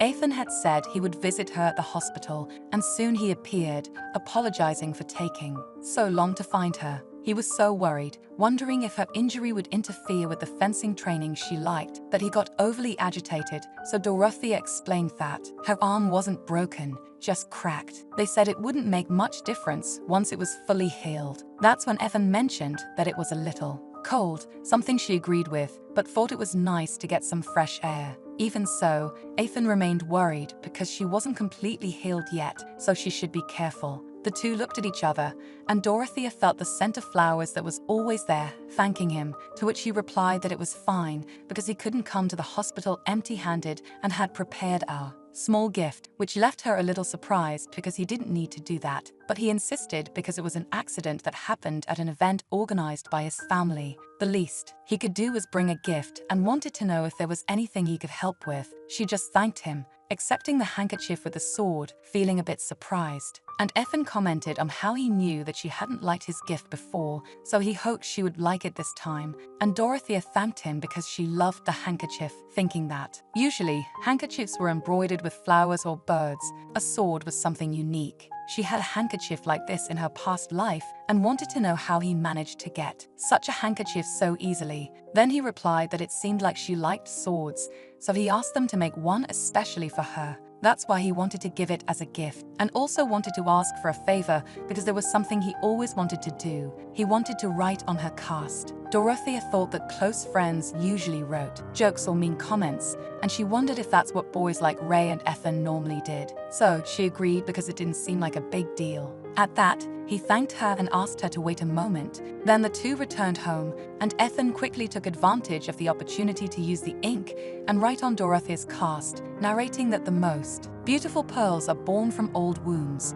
After spending so much time in the dark, they shine dazzlingly. That was what Ethan Bronte wrote just for Dorothea Millenier. which left her surprised as Ethan said that it was something he always wanted to say to a princess one day, and she laughed, asking what he would have done if she hadn't allowed it. But he replied that he knew she would let him, and Dorothea wondered if she had gotten caught up in his plans again. Then he asked if it was okay to visit her again another day, and they smiled at each other, with her agreeing. Thus, a month passed, and Clara appeared, announcing that a letter had arrived, breaking her calm and pleasant atmosphere. Dorothea imagined that it must be another letter from Ray, but the maid denied it, saying that it was a letter from the imperial family, which left her surprised and worried, and she wondered if the emperor wanted to see her. She hadn't received a letter in 2 years, and Clara asked what was written, but to her slight disappointment, it was just a letter telling her to behave like a princess. She didn't even know what she was expecting. Carmen would never have done that without a reason, but apparently, the Hark family would be going to that area soon, and she should meet with them. Before going back to the past, after ascending to the throne, Dorothea expanded the entire Ubera territory, among which the scapegoat was the kingdom of Hark. The reason for Hark being sacrificed was specific, but she didn't remember what it was, only recalling that it was Ethan's suggestion. The Prince of Hark, who was crowned king, had a fiancée, Monica, whom Ethan liked. Monica's family decided to establish an engagement between her and Nereus, the Prince of Hark, for political reasons. Meanwhile, Ethan was looking for a way to intervene, but not exactly, because at the debutante ball Monica, like many other ladies, fell in love with Ethan. Even so, he formally introduced himself to her, knowing that Monica was the bride of the Hark family and only heard many good things. In fact, Ethan liked it because that's what made Monica ask her husband to cancel the engagement, because she didn't want to be sold into an arranged marriage.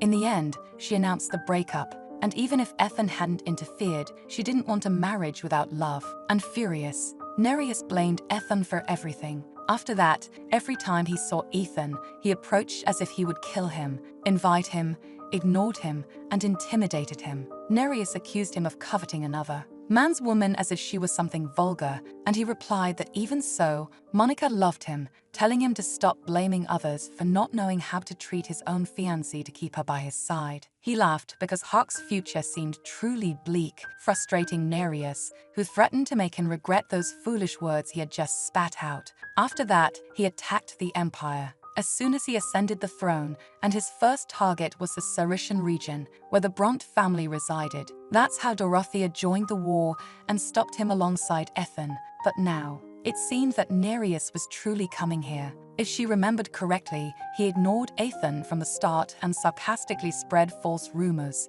In truth, the two were always at odds from the beginning. Dorothea didn't like him either, so she found it amusing when Ethan ended up punching Nereus, but deep down she knew she was also wrong. After what happened with Monica, he had every right to be angry, and now she wondered if the two would meet again. There was no way the Bront family would send Ethan to a place like that, even if they met again later. Now that she had returned and knew the facts, maybe she could find a way to intervene. The situation was different now, so perhaps their relationship could improve. She had to make a positive impression of the Bront family in advance to help maintain friendly relations with Ubera. If she did that, Item 3 on her task list of being kind and saving 1 million people could start becoming a reality. It could also help her live a peaceful life. If the relationship between Ethan and Nereus were good, tens of thousands of people could be saved. Thus, Dorothea asked Clara to prepare the carriage because she would pay a visit to the Bront family. It didn't take long for Ethan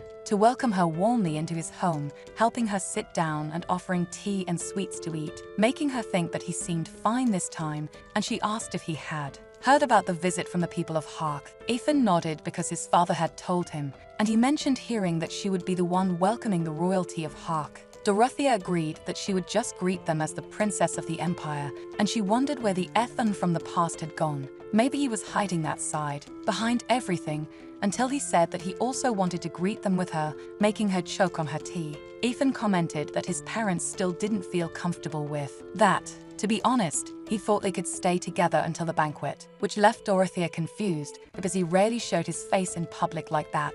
And he continued saying that the princess would also be there. He He heard that the Prince of Hark was that age, but Dorothea shouted that he couldn't, trying to find a reason. Because he was a bastard child who could never go to Episteme, Nereus would ignore him, and Duke Bronte would regret showing his son publicly. In a situation like that, she knew it was inevitable that Ethan would get hurt. Then Dorothea remembered when Clara said that a very brave astrologer had come to town and that they could go see him, so she decided just to reply about the tarot because she had seen in a reading that it wouldn't be a good thing, and he was surprised because the princess knew how to read tarot cards. But Dorothea answered that it wasn't like that because she had an astrologer servant at the palace who read for her, and apparently they said that the energy of death would grow stronger if he met with Hark, which made Ethan start laughing at her, asking if they really said that and if she had actually asked an astrologer about him. Dorothea blushed out of embarrassment because she had been in a hurry and didn't know what else to make up, so she said she just asked for fun,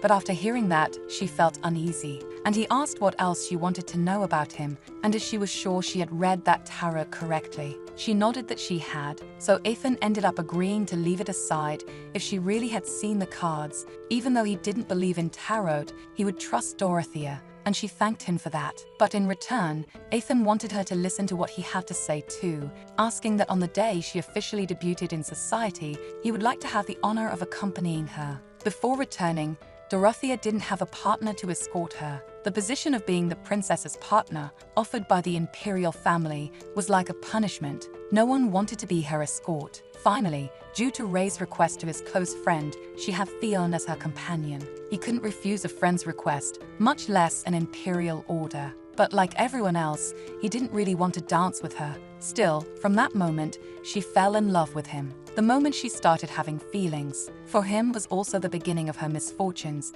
and Dorothea wondered what kind of expression Theon had at that moment. Thinking it over, it was probably the happiest moment of her life. She wasn't loved, but she wasn't hated either. After that, Carmen pressured her engagement with Theon to establish ties with the ducal Fred family. As she got lost in thoughts, Ethan asked what happened, and she apologized, mentioning that there was still a long time until her debut. Still, he insisted because time flew by quickly, and he wanted her to promise that on the day she debuted, he would be the one standing by her side. Ethan's gaze made Dorothea think that he was very handsome, and she couldn't help but feel embarrassed, but having a partner like him would be good. Besides, this time, there was no reason for her to end up engaged or married to Theon, so Dorothea agreed with him, promising and making him very happy, excited for that day to come. A few days later, Prince Nereus arrived and was greeted by Dorothea, and the young man looked at her with disdain, making her think that she shouldn't get nervous.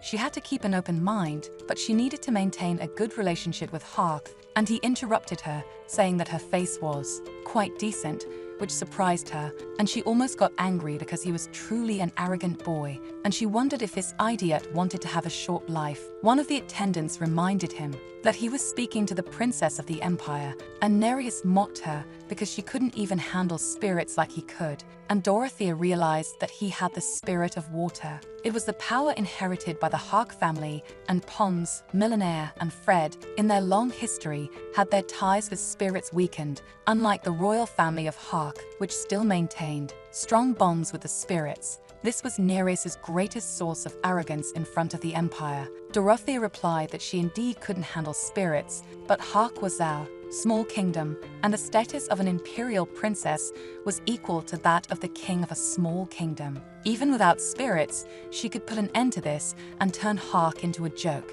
and Nereus responded that if she couldn't even handle spirits, how could she be treated as a princess? Dorothea asked him if he even knew why she was there. As such, basic manners and common sense should be acquired before entering Episteme, though he laughed at her because she couldn't even enter the school. That wasn't entirely true, at least. Considering Nereus's attitude, it seemed like she had learned much more than the prince. The two continued arguing, making the servants nervous as they just watched everything unfold. Finally, they decided to put it to the test, and Nereus was practically humiliated because she knew how to discuss the busy agricultural season according to the celestial movements, which was the basic knowledge about seasonal fishing trades. It was a shame that he didn't know about this, and she mocked him herself because that was why he hadn't entered episteme before. Whenever she saw Nereus, Dorothea thought of cursing him. Compared to before, she had become more tolerant, and he replied that she only knew a little more than he did.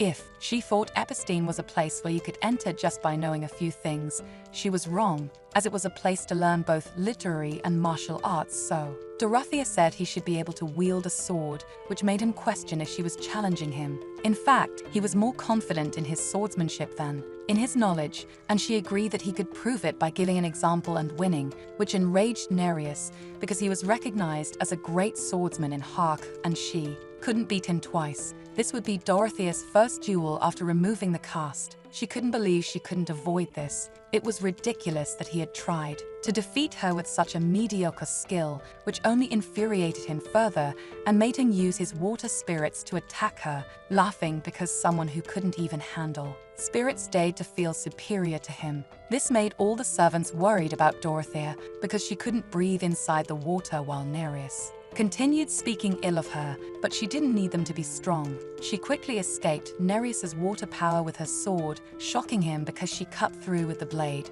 Clara ran to see if Dorothea was okay, saying they should file a formal complaint against Hark right away. But she stood up, assuring them she was fine, and pointed her wooden sword at him, telling him to listen carefully. He could feel free to use his spirit powers, but even without them, she could still defeat him. Dorothea pressed her sword against his neck, although she had promised to be courteous, so she wouldn't go that far with him. Back in her room, her maid took care of her clothes and hair, and asked if she was truly okay. There was no need to call a doctor or anything like that, but Dorothea refused firmly, thinking that there was no point in winning that way. Then she wondered what she was willing to do just to be seen as a victor, and if she was really so determined to trample over someone else. Just for that, she sighed, saying that she didn't intend to pick up a sword for some time. That's when Ethan came running in, asking if she was okay, apologizing for appearing so suddenly. He knew it was disrespectful on his part, but he got worried when he heard she was hurt. He wanted to know how her body was,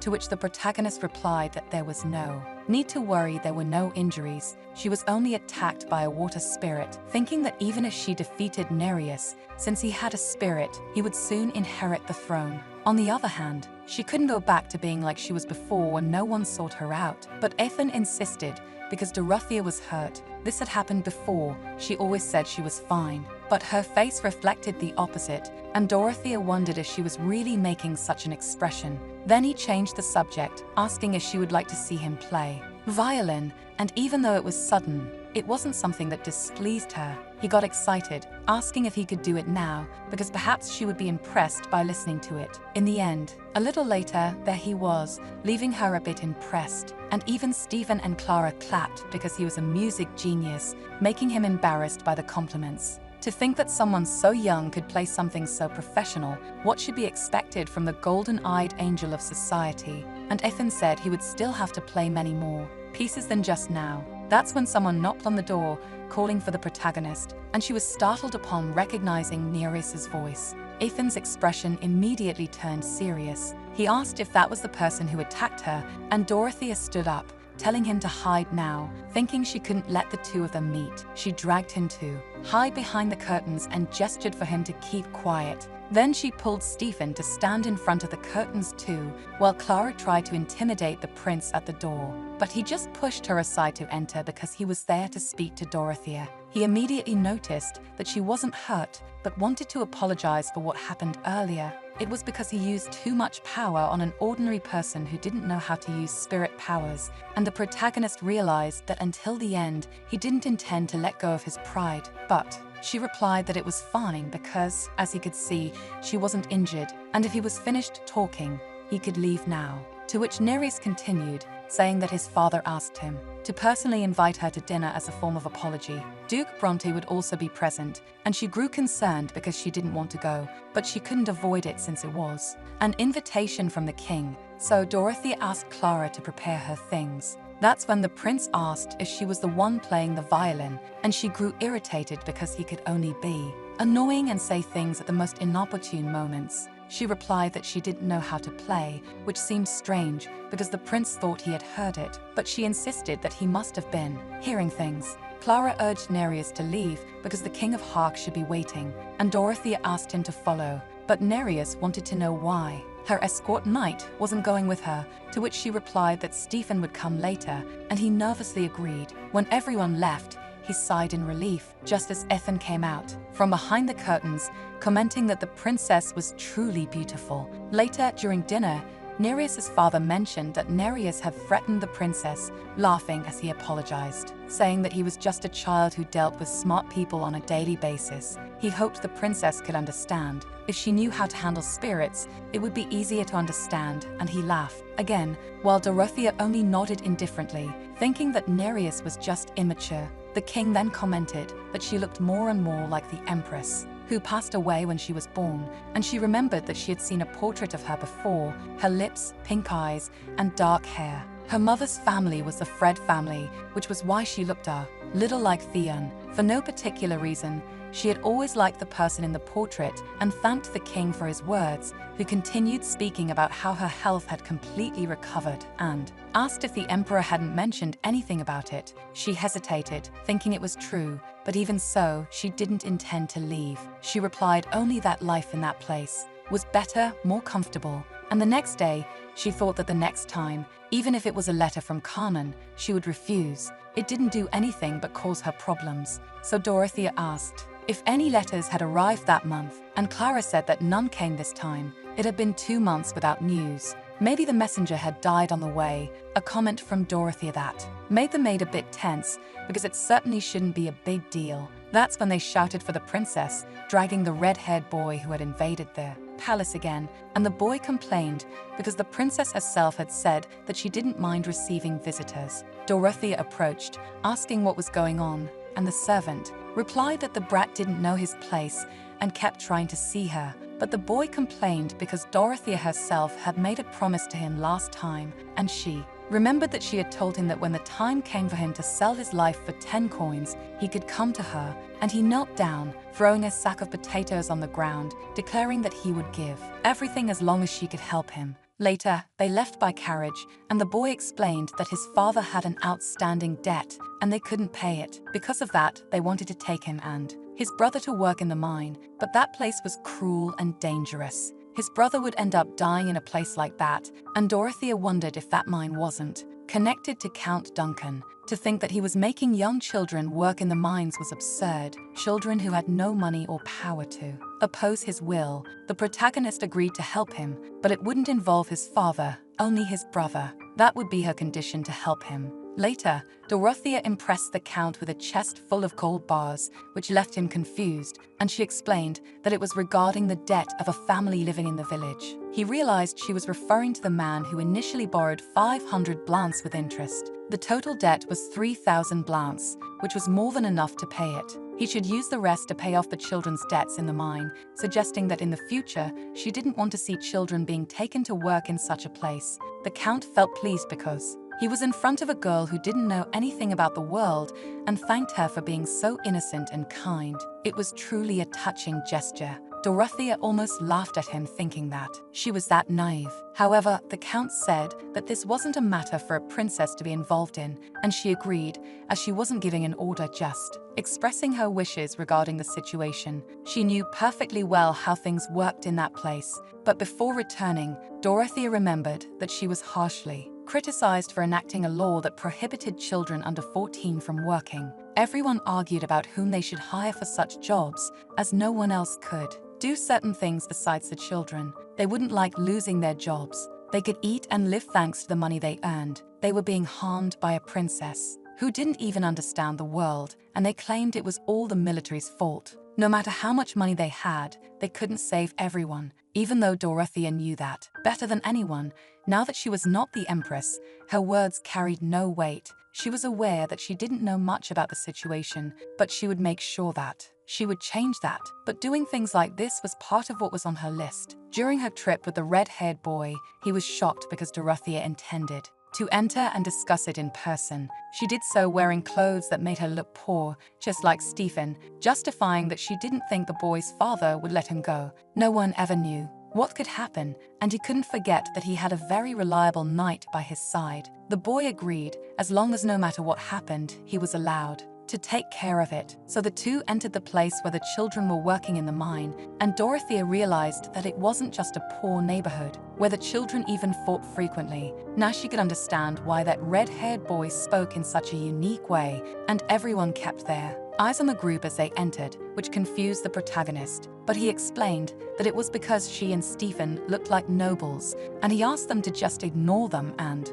follow him for now. It seemed that even wearing those clothes, they still looked like nobles. In the end, he showed them their new home. His father should have left by then, and Dorothea was shocked because there were people living in such precarious conditions. Then the boy called for his brother Poe, who immediately ran crying into his older brother's arms, and Dorothea was surprised because, even though he said Poe was only 8 years old, he was still a very small boy. The boy explained that the princess would help them, so he should greet her properly. Poe timidly greeted her, mentioning to his brother that she was a very beautiful girl, and he responded that it was obvious because Dorothea was a princess. Suddenly, a voice shouted, asking who was inside his house, and started arguing with Stephen, who didn't respond, demanding to know who the girl was inside as well, then yelling at his two sons Joe and Poe, calling them useless for doing such a stupid thing, ordering them to leave immediately. And Dorothy replied that he should show more respect because those were the children.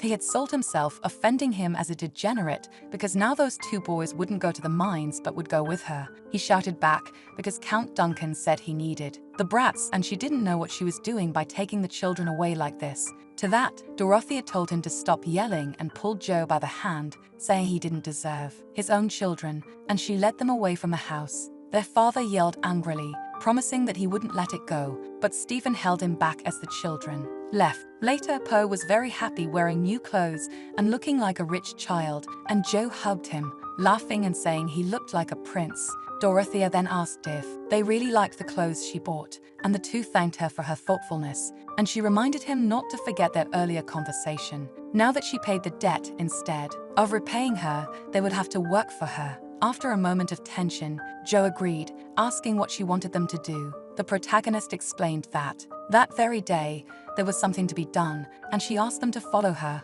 They went to the dining hall, where the boys were shocked that they could eat at such a large table. She pointed to the two seats that had been prepared for them, and Stephen helped them even though Dorothea didn't understand their exaggerated reaction to a mere table. The two remained astonished by the served dishes. The first was a steak made with tenderloin, and she hoped they would enjoy the meal. After that, they would have to eat fresh vegetables and fruits. She told them to eat everything without complaining. Moreover, they should remember that nobles were always polite even when eating. If they wanted to serve someone from the imperial family, they would need to learn this. She would start teaching table etiquette from now on, which confused the two brothers, especially Joe, who thought all rich people were bad. He felt so much agony that he ended up asking a princess for help without thinking much about it. In fact, it was pretty terrifying. If the princess was like Count Duncan, Poe might have ended up doing hard labor again. He had many doubts about it, but maybe the princess was quite different from what he thought. She might be a good person, and Joe smiled. Then Joe asked if she had ever tried apple pie. It was a bread shaped like a jewel made with butter and sugar on the outside, and it also had that strong apple scent. It was sweet, smooth, and fragrant. He commented that after he and Poe ate it, they cried because it was so delicious. Dorothea replied that she had tried it before, although she didn't understand why he was asking. Then he laughed, promising that he would give her a pie like that later. It was the most delicious food in the world, and when he repaid her, he wanted to give her this gift. Although Dorothea replied that it wasn't necessary, Joe insisted that he still wanted to do it, and she agreed as long as they focused on what they should be learning now. The brothers got excited. As they ate and were being taught etiquette, Dorothea called a servant to whisper something until they finished eating, sighing with full stomachs. They would love to learn table etiquette every day, and the protagonist said that from now on, they would always eat more frequently, so there was no need to worry about being greedy. Hearing that, Joe stated that she was the nicest person he had ever met in his life, which seemed like an exaggeration to the protagonist because she had only fed him meat. But he explained that it wasn't just that, it also involved the matter with his father. Besides, she let them stay there and gave them new clothes. Now they were sure that she was the kindest person in the world, which shocked Dorothea because kind was a word that really had nothing to do with her. On the contrary, she believed she was the worst of all. So she changed the subject, mentioning that there was still dessert, and she offered the apple pie to the two, saying there was no need to follow etiquette and they could just eat it as a reward for doing well, which moved the two boys. Dorothea reminded Joe that he couldn't complain about anything to her because otherwise she would expel him. And he got flustered because calling her kind didn't mean he would stop swearing. Even as she expelled him, she had already done so much for him, and despite his brother asking if he was crying, Joe denied it, murmuring that he just wanted to give her a pie. Then Dorothea said that people who work in the palace should always be clean and healthy, so they should eat well and stay healthy. That was what they should do now. Anyway, all this happened with the boys she brought in, and she reported everything in a letter to Theon, saying that when he visited the palace in the future, he could meet the two, and she looked forward to the day they would see each other again, which made him laugh because Dorothea wrote the letter as if it were a report. It made him think she was truly very thoughtful and made him want to write a response quickly, but he hesitated when he felt his body becoming heavy and wondered what was happening as he collapsed onto the table. Meanwhile, Ethan went to visit the palace after a long time, and Clara welcomed him cheerfully, praising him for how much he had grown since then, guiding him to meet Dorothea. On the way, he heard the princess's voice arguing with Joe about hiding a piece of pie in the corner of his room just to eat it later with his brother. Dorothea scolded him because the cake was now covered in mold and had gone to waste. Since it was rotten, they could only throw it away, even as the two boys pleaded for her not to do that. She stated that she was rich, so they should ask if they wanted to eat something because she would give them anything they wanted to eat. The two showered her with compliments, saying she was truly incredible, which prompted Ethan to ask who these two were, and Clara explained that they were the boys the princess had brought in. Not long ago, she saved them from being sold by their father for forced labor in the mines and let them stay in the annex. After a moment, Ethan smiled, saying that he also wanted to be friends with them, making the maid happy until Dorothea noticed and greeted Ethan after so long without seeing him. He praised her for doing a great job, saving those two boys. As expected, she truly was a princess, noticing things others wouldn't. He also wanted to be friends with them, and although Dorothea wondered if it was a good idea or not, she agreed and asked them to stay together while she went to take care of something. As soon as she left, Ethan leaned against the door and greeted the brothers, and Joe recognized him from the competition, explaining that after being saved by the princess, they were learning to read in the annex, and now they could read, even if it was slowly. Even Poe was learning history, and Ethan looked at them deeply, mentioning that they didn't even realize the blessing they received from her. Confused, Joe replied that to work there, they had to stay healthy and also learn etiquette and how to read. Dorothea herself said that was their only responsibility. Ethan asked if they were just taking advantage of the princess's goodwill like parasites, though it wasn't really an insult because neither of the brothers knew what a parasite was, shocking Ethan because they were such idiots. He explained that it didn't matter if the princess said it wasn't necessary to work. If it were him, he would do it anyway. He would feel ashamed to stay in a place and not be able to do anything. Joe agreed because they were actually thinking about working, but that wasn't enough for Ethan, who accused them because they were just thinking about it and hadn't taken any action. But Joe didn't know what they could do for Dorothea, since they knew she would never ask for anything. So Ethan approached, saying he had a good idea. Later, the two brothers gathered to present Dorothea with a basket full of blackberries they had prepared for her. They both wanted to try even harder in the future for her, catching her by surprise, but she smiled because even though she had told them they didn't have to worry about that, she soon realized they had used Theon's handkerchief as the cloth to place the blackberries in, and Dorothea was shocked. So she questioned them about it, to which Joe explained that he washed the fruits and they were wet. He didn't want the basket to get soaked, so he used a handkerchief, but this didn't make her very happy. It wasn't a mere piece of cloth. It was something much more special than that. Dorothea said he should have used a tray or something like that to carry the fruits, and her tone of voice scared the two as she said they shouldn't carelessly touch other people's things and shouldn't enter someone else's room without permission. Joe apologized because that wasn't his intention. After all, Ethan said they should do something for her, something she would like and use. Poe even started crying, saying that, which Ethan indeed admitted he had suggested, but it was just advice. Joe complained because Ethan himself said that a cloth should be placed underneath to dry. the water, and Ethan sighed because he said that to avoid soaking the table. He never said to use the princess's handkerchief, so Dorothea told the brothers to leave for a moment, even though Poe tried to stay. Trying to explain, Joe held his brother and agreed with her orders, leaving as they saw Ethan struggling to contain a malicious smile. When they were alone, and he asked if the princess was okay, Dorothea slapped him, asking how long he planned to keep lying like that. He put on that innocent face, asking what she was talking about,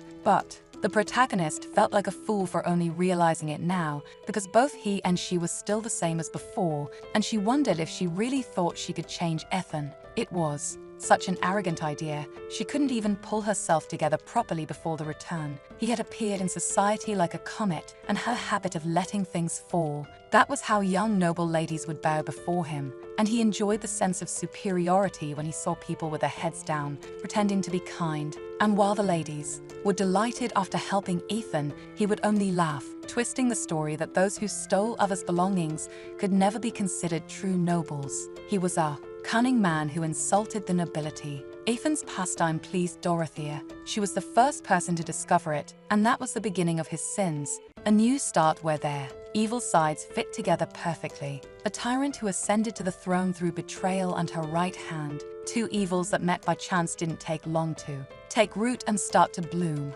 Until finally, Dorothea fought so hard to achieve the life she always longed for. The result of her efforts made her a bit insane, and she trembled even when Theon found her covered in blood, holding the crown in her hands. She didn't have to apologize for anything. She won and even showed him that she had now become the Empress. But he fell to his knees and began crying for Ray's death. However, Dorothea couldn't understand the reason for it all. After all, he was her husband and should have been happy for her because she ascended to the crown. But little did she know that she looked like a crazy psychopath when she said he would take his place beside her, smiling and telling him to be happy. In the past, she always heard people complain that a person who couldn't see spirits could never become emperor. She was just a murderer who killed the emperor and couldn't ascend to the throne, only killed her parents, and didn't deserve to be empress. That's how Dorothea began eliminating everyone in her path, even with Theon warning her that she was going insane. She did things in vain,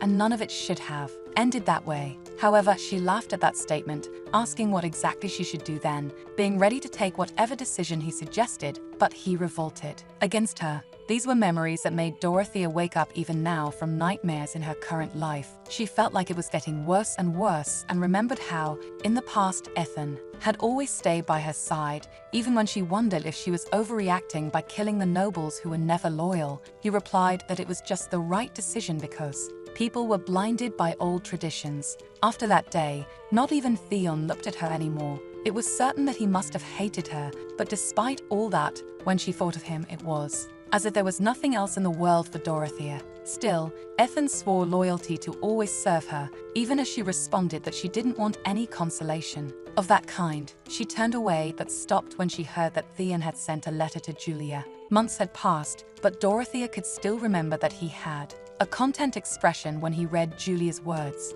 Even amid pain and shadows, he had the look of someone who cherished her presence, something he would never show to her. Dorothea wondered why that was when she could offer him so much more than Julia ever could. And Ethan asked if she would like their letters to be intercepted, although the protagonist said it wasn't necessary, thinking that she was the one hurt the most when reading the letters. That's why she would give Theon something Julia would never give him. She ordered Ethan to build a new palace. She had no choice but to give everything she had to win Theon's love. Therefore, she wanted the best architects, artisans, and gardeners in the world, calling all the necessary experts and ensuring that only the best materials were used. Even if the lives of these people were put at risk, everyone should continue working by force. She intended to build a palace that would be a legacy to humanity and would engrave her love for Theon into this great legacy so that he could finally look at her. Moreover, she reported to Ethan that she had another task to execute, which brought a smile to his face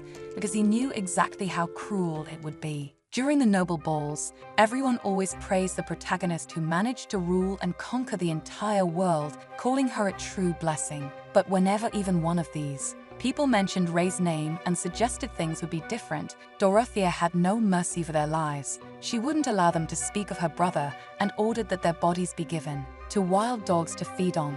Even in front of the tense nobility who stood before the Empress, she laughed without understanding why, and told everyone to continue enjoying the festivities still, without realizing her own insanity. And everyone was forced to applaud Empress Dorothea, even as blood stained the path she walked on. Even after building the most magnificent palace in the world, Theon did not come to see her, and she wondered what else she should do to make him love her until one day, when she saw herself in the mirror, she was shocked at how haggard she looked. The only beautiful things about herself were her accessories, so she ordered her maid to remove her earrings. She was so mad that she wasn't even afraid to tear off her own earrings with force, ripping her ears. In the midst of that fury, Ethan entered the room, asking if she was okay, and despite this frustration, Dorothea's face lit up whenever Theon's name was mentioned. She was delighted to hear that he was there, running to ask what he thought of her new room, but he was furious with her because she took away the Develine family's title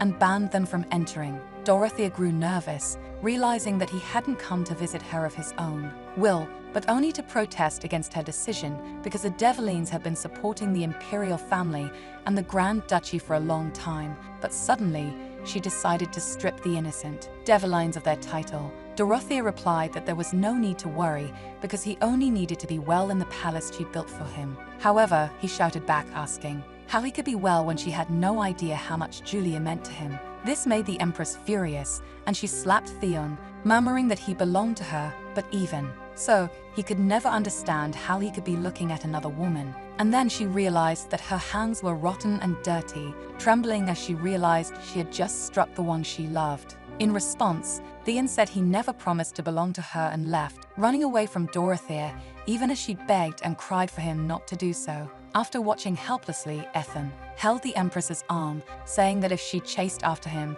it would only cause more damage, so she shouldn't worry too much and just be patient because he would eventually return to her arms, just like everyone else in this world. He held her while she cried, but even so, she wasn't happy with the situation. She had given Theon everything she could, expensive jewels and even a splendid greenhouse, but the more she gave him, the more his indifference grew. If only there were criticisms or resentment, perhaps she wouldn't feel so desperate, until she rejoiced upon hearing the news of Julia's death, and Ethan reported that she was found in the Arbon region. Apparently, she was wounded. While wandering without escorts, Dorothea was aware that Ethan had been on vacation for some time, and perhaps he had killed Julia for her, but that didn't matter. Julian Develing, that stone in her path, was finally gone. Now, Theon could have eyes only for her, so she ran to see him, but found herself shocked at how mentally shattered he was. Dorothea fell to her knees, crying, saying that no matter how much he hated or resented her, even if she was foolish, cruel, or horrendous, she would keep loving him. And he asked if that was why she killed Julia, but she retorted that she didn't do it. She never ordered Julia's death and didn't even know where she was. That's when Theon grabbed her wrists, telling her to remember that it was her ambition that killed her. Sometime after that, he indeed left her for good, this time by taking his own life, and Dorothea couldn't remember what she did after that. When she slept, she only saw him dead, and when she woke up, she felt his shadow chasing her. Her first love, her husband, and the only one in her life. He was everything she had, and she couldn't even properly handle her duties, not even the affairs of the state. Until finally, Dorothea was caught and condemned for neglecting state affairs, adorning her ambitious neck with jewels, embezzlement, and killing innocents. She was sentenced to death and could only watch as Ethan remained perfectly clean, even asking what her last words would be, frustrating him because she remained silent, even though it was her last chance. After all, once he asked for a place beside her, and it was granted. Now, she could only ask him to save her, and he would find a way to fix everything and spare her life. But Dorothea replied that it was fine. After all, she had made many people unhappy. In the end, even Theon preferred death over living by her side, and she didn't want to live without him. This enraged Ethan, who couldn't understand how it mattered now and wanted to know the reason for such a decision. But the truth was that the protagonist always longed for everything she never had, and she admitted that she always knew she was the real problem. She, who didn't want to be abandoned, ended up protecting only her own ambition and failed in everything she did. But Ethan still could have been a saint until he took out a blue stone to give to her. She turned her head away, refusing it, and Ethan let out a bitter laugh, agreeing with her choice if that's what she truly wanted, hoping she wouldn't regret it. After all, she was the cruelest person in this world, and Dorothea agreed, because that's why everyone always called her a tyrant. Thus, she simply accepted her own death. But if she had known, she would have died a little earlier, before Theon took his own life, before she killed Ray and Kanan, before her brother became the emperor, before she realized that no one could ever truly love her. If that were the case, then no one would have died, and they all could have been happy. Maybe she would have tried to live a different life before lamenting that she couldn't have lost her life sooner. Back in the present, Dorothea wondered why she suddenly remembered this. Most of what happened before her death were vague memories, and she questioned how she reached the point of being executed. She couldn't recall exactly the kind of conversation she had with Ethan, but one thing was certain: they were very much alike. They could only harm each other. So after slapping his face, she ordered him to leave, thinking she could no longer have him by her side. If they stayed together, she feared her greed would resurface and lead her down the path of evil. That's when she turned and stopped walking as she felt Ethan's arms wrap around her from behind, apologizing. Because he was wrong. That's why he didn't want to see her cry like that. Not even she realized she was crying until she suddenly screamed for him to let her go, stepping away from Ethan, and wondered how he could be apologizing now when he was the kind of person who never did that. Surely, it must have been just another mask he used to mock the nobles as he pleased. That's why she wouldn't be deceived by him again. Instead, when she looked at him, she widened her eyes in surprise to see Ethan crying, murmuring that it was his fault because he was jealous of the brothers who were too close to the princess, and he made that foolish decision. He wanted to be her only friend, but if Dorothea abandoned him, he would go back to being alone like before. That's why he begged her not to hate him, and the protagonist found herself completely bewildered, especially because his arm was trembling as he held her, pleading not to be abandoned. Now she couldn't tell if those tears were real or not. Even though they had been together for so long, she never really knew anything true about Ethan and wondered if they could really change. Meanwhile, Kanan was receiving reports about how the Kingdom of Hark had been very well received. It seemed that the hospitality they experienced was impressive, and they couldn't stop talking about Dorothea. Moreover, she actively helped when the plague broke out thanks to the donations she made. They said she was well received among the local nobles, and there were many people who called her a genius. The emperor was incredulous, questioning if she needed more time to recover, as during a sword competition organized by Duke Bronte, they said she had recovered her health enough to compete with Ray. For this reason, Kanan ordered that Dorothea return and take the episteme admission exam, which shocked his assistant, given that she never received the proper education to take the exam. Kanan insisted because if she was truly as brilliant as they claimed, she should prove it. Otherwise, she wasn't anything special. He didn't expect the princess to pass, nor did he think she would achieve the greatest level within the imperial family. Nonetheless, living in silence was the best place to die. It was merely a test for the imperfect millionaire, Dorothea, whom rumors claimed to be a genius, to be put to the test to see if it was true. When he thought about it, Kanan felt that she had always shown these abilities. A few years earlier, he listened as she memorized the millionaire family tree. It was surprising because she didn't read books that were appropriate for her age. He didn't know if she would be useful to the imperial family. Perhaps she was poison. The results of the exam would only determine her level. Meanwhile, many years had passed since Dorothea had been living in the mansion. Even Stephen was surprised. He was surprised by how much she had grown. The first time he saw her was in the desert. Meeting the princess, there was a miracle. When they met again, the princess didn't recognize him, but he remembered everything vividly. A weak, thin hand had grabbed him to survive, leading him to become her escort knight. It was the same hand he thought would break if he held too tightly. So he was a little happy when she asked for the first time to teach her how to handle a sword. Besides training, there were other things that allowed her to hold a sword. However, looking at Dorothea, who seemed eager to take big steps forward, he felt that he finally understood the joy that came with teaching. She was intelligent, kind, truly blessed by God, a girl impossible not to love. But she, who always seemed strong, one day told him about her nightmares, and he realized that he had been mistaken.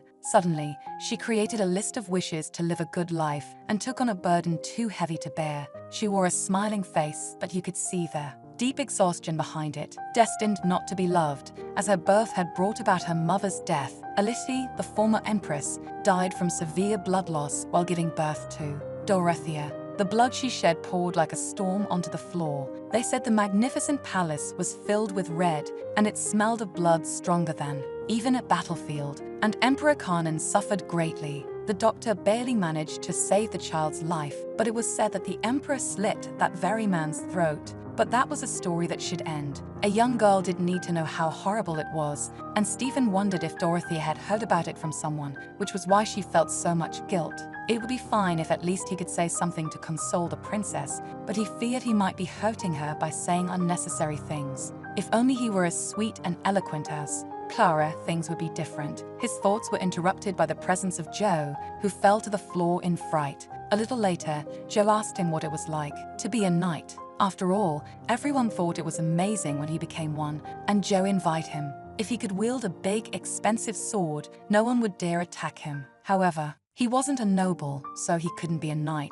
As people said, nobles learn with a good master to guide them. Otherwise, any commoner could become a knight. That's when he was startled because Stephen spoke up, and Joe confessed that he really wanted to be a knight. It was better to die fighting an enemy than be dragged into a mine and die suffocating. He also wanted to repay the princess. He had always received so much, but didn't know how to give back. That's when Stephen told Dorothea that he wanted to teach Joe, which surprised her because it was the first time he had asked for something of his own will. Maybe it would be good for Joe to develop his physical skills. It was likely that reading books was boring for Joe, and the protagonist agreed because it would be good for her escort to have some free time. Stephen then asked if Dorothea no longer intended to train in swordsmanship, and she hesitated, thinking it was really unfortunate to have pushed him away when he had always helped her. So she nervously replied that she didn't want to hold a sword anymore. She had done enough, and after all, it wasn't as if she were going to become a knight or swordsman.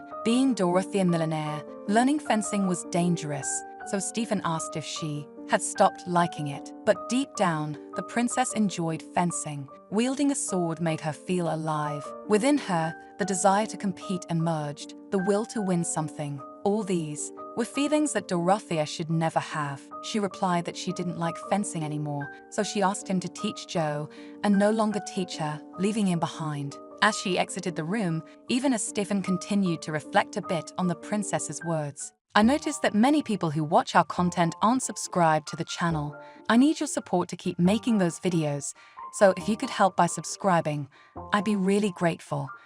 Thank you from the bottom of my heart. See you next time. Bye-bye.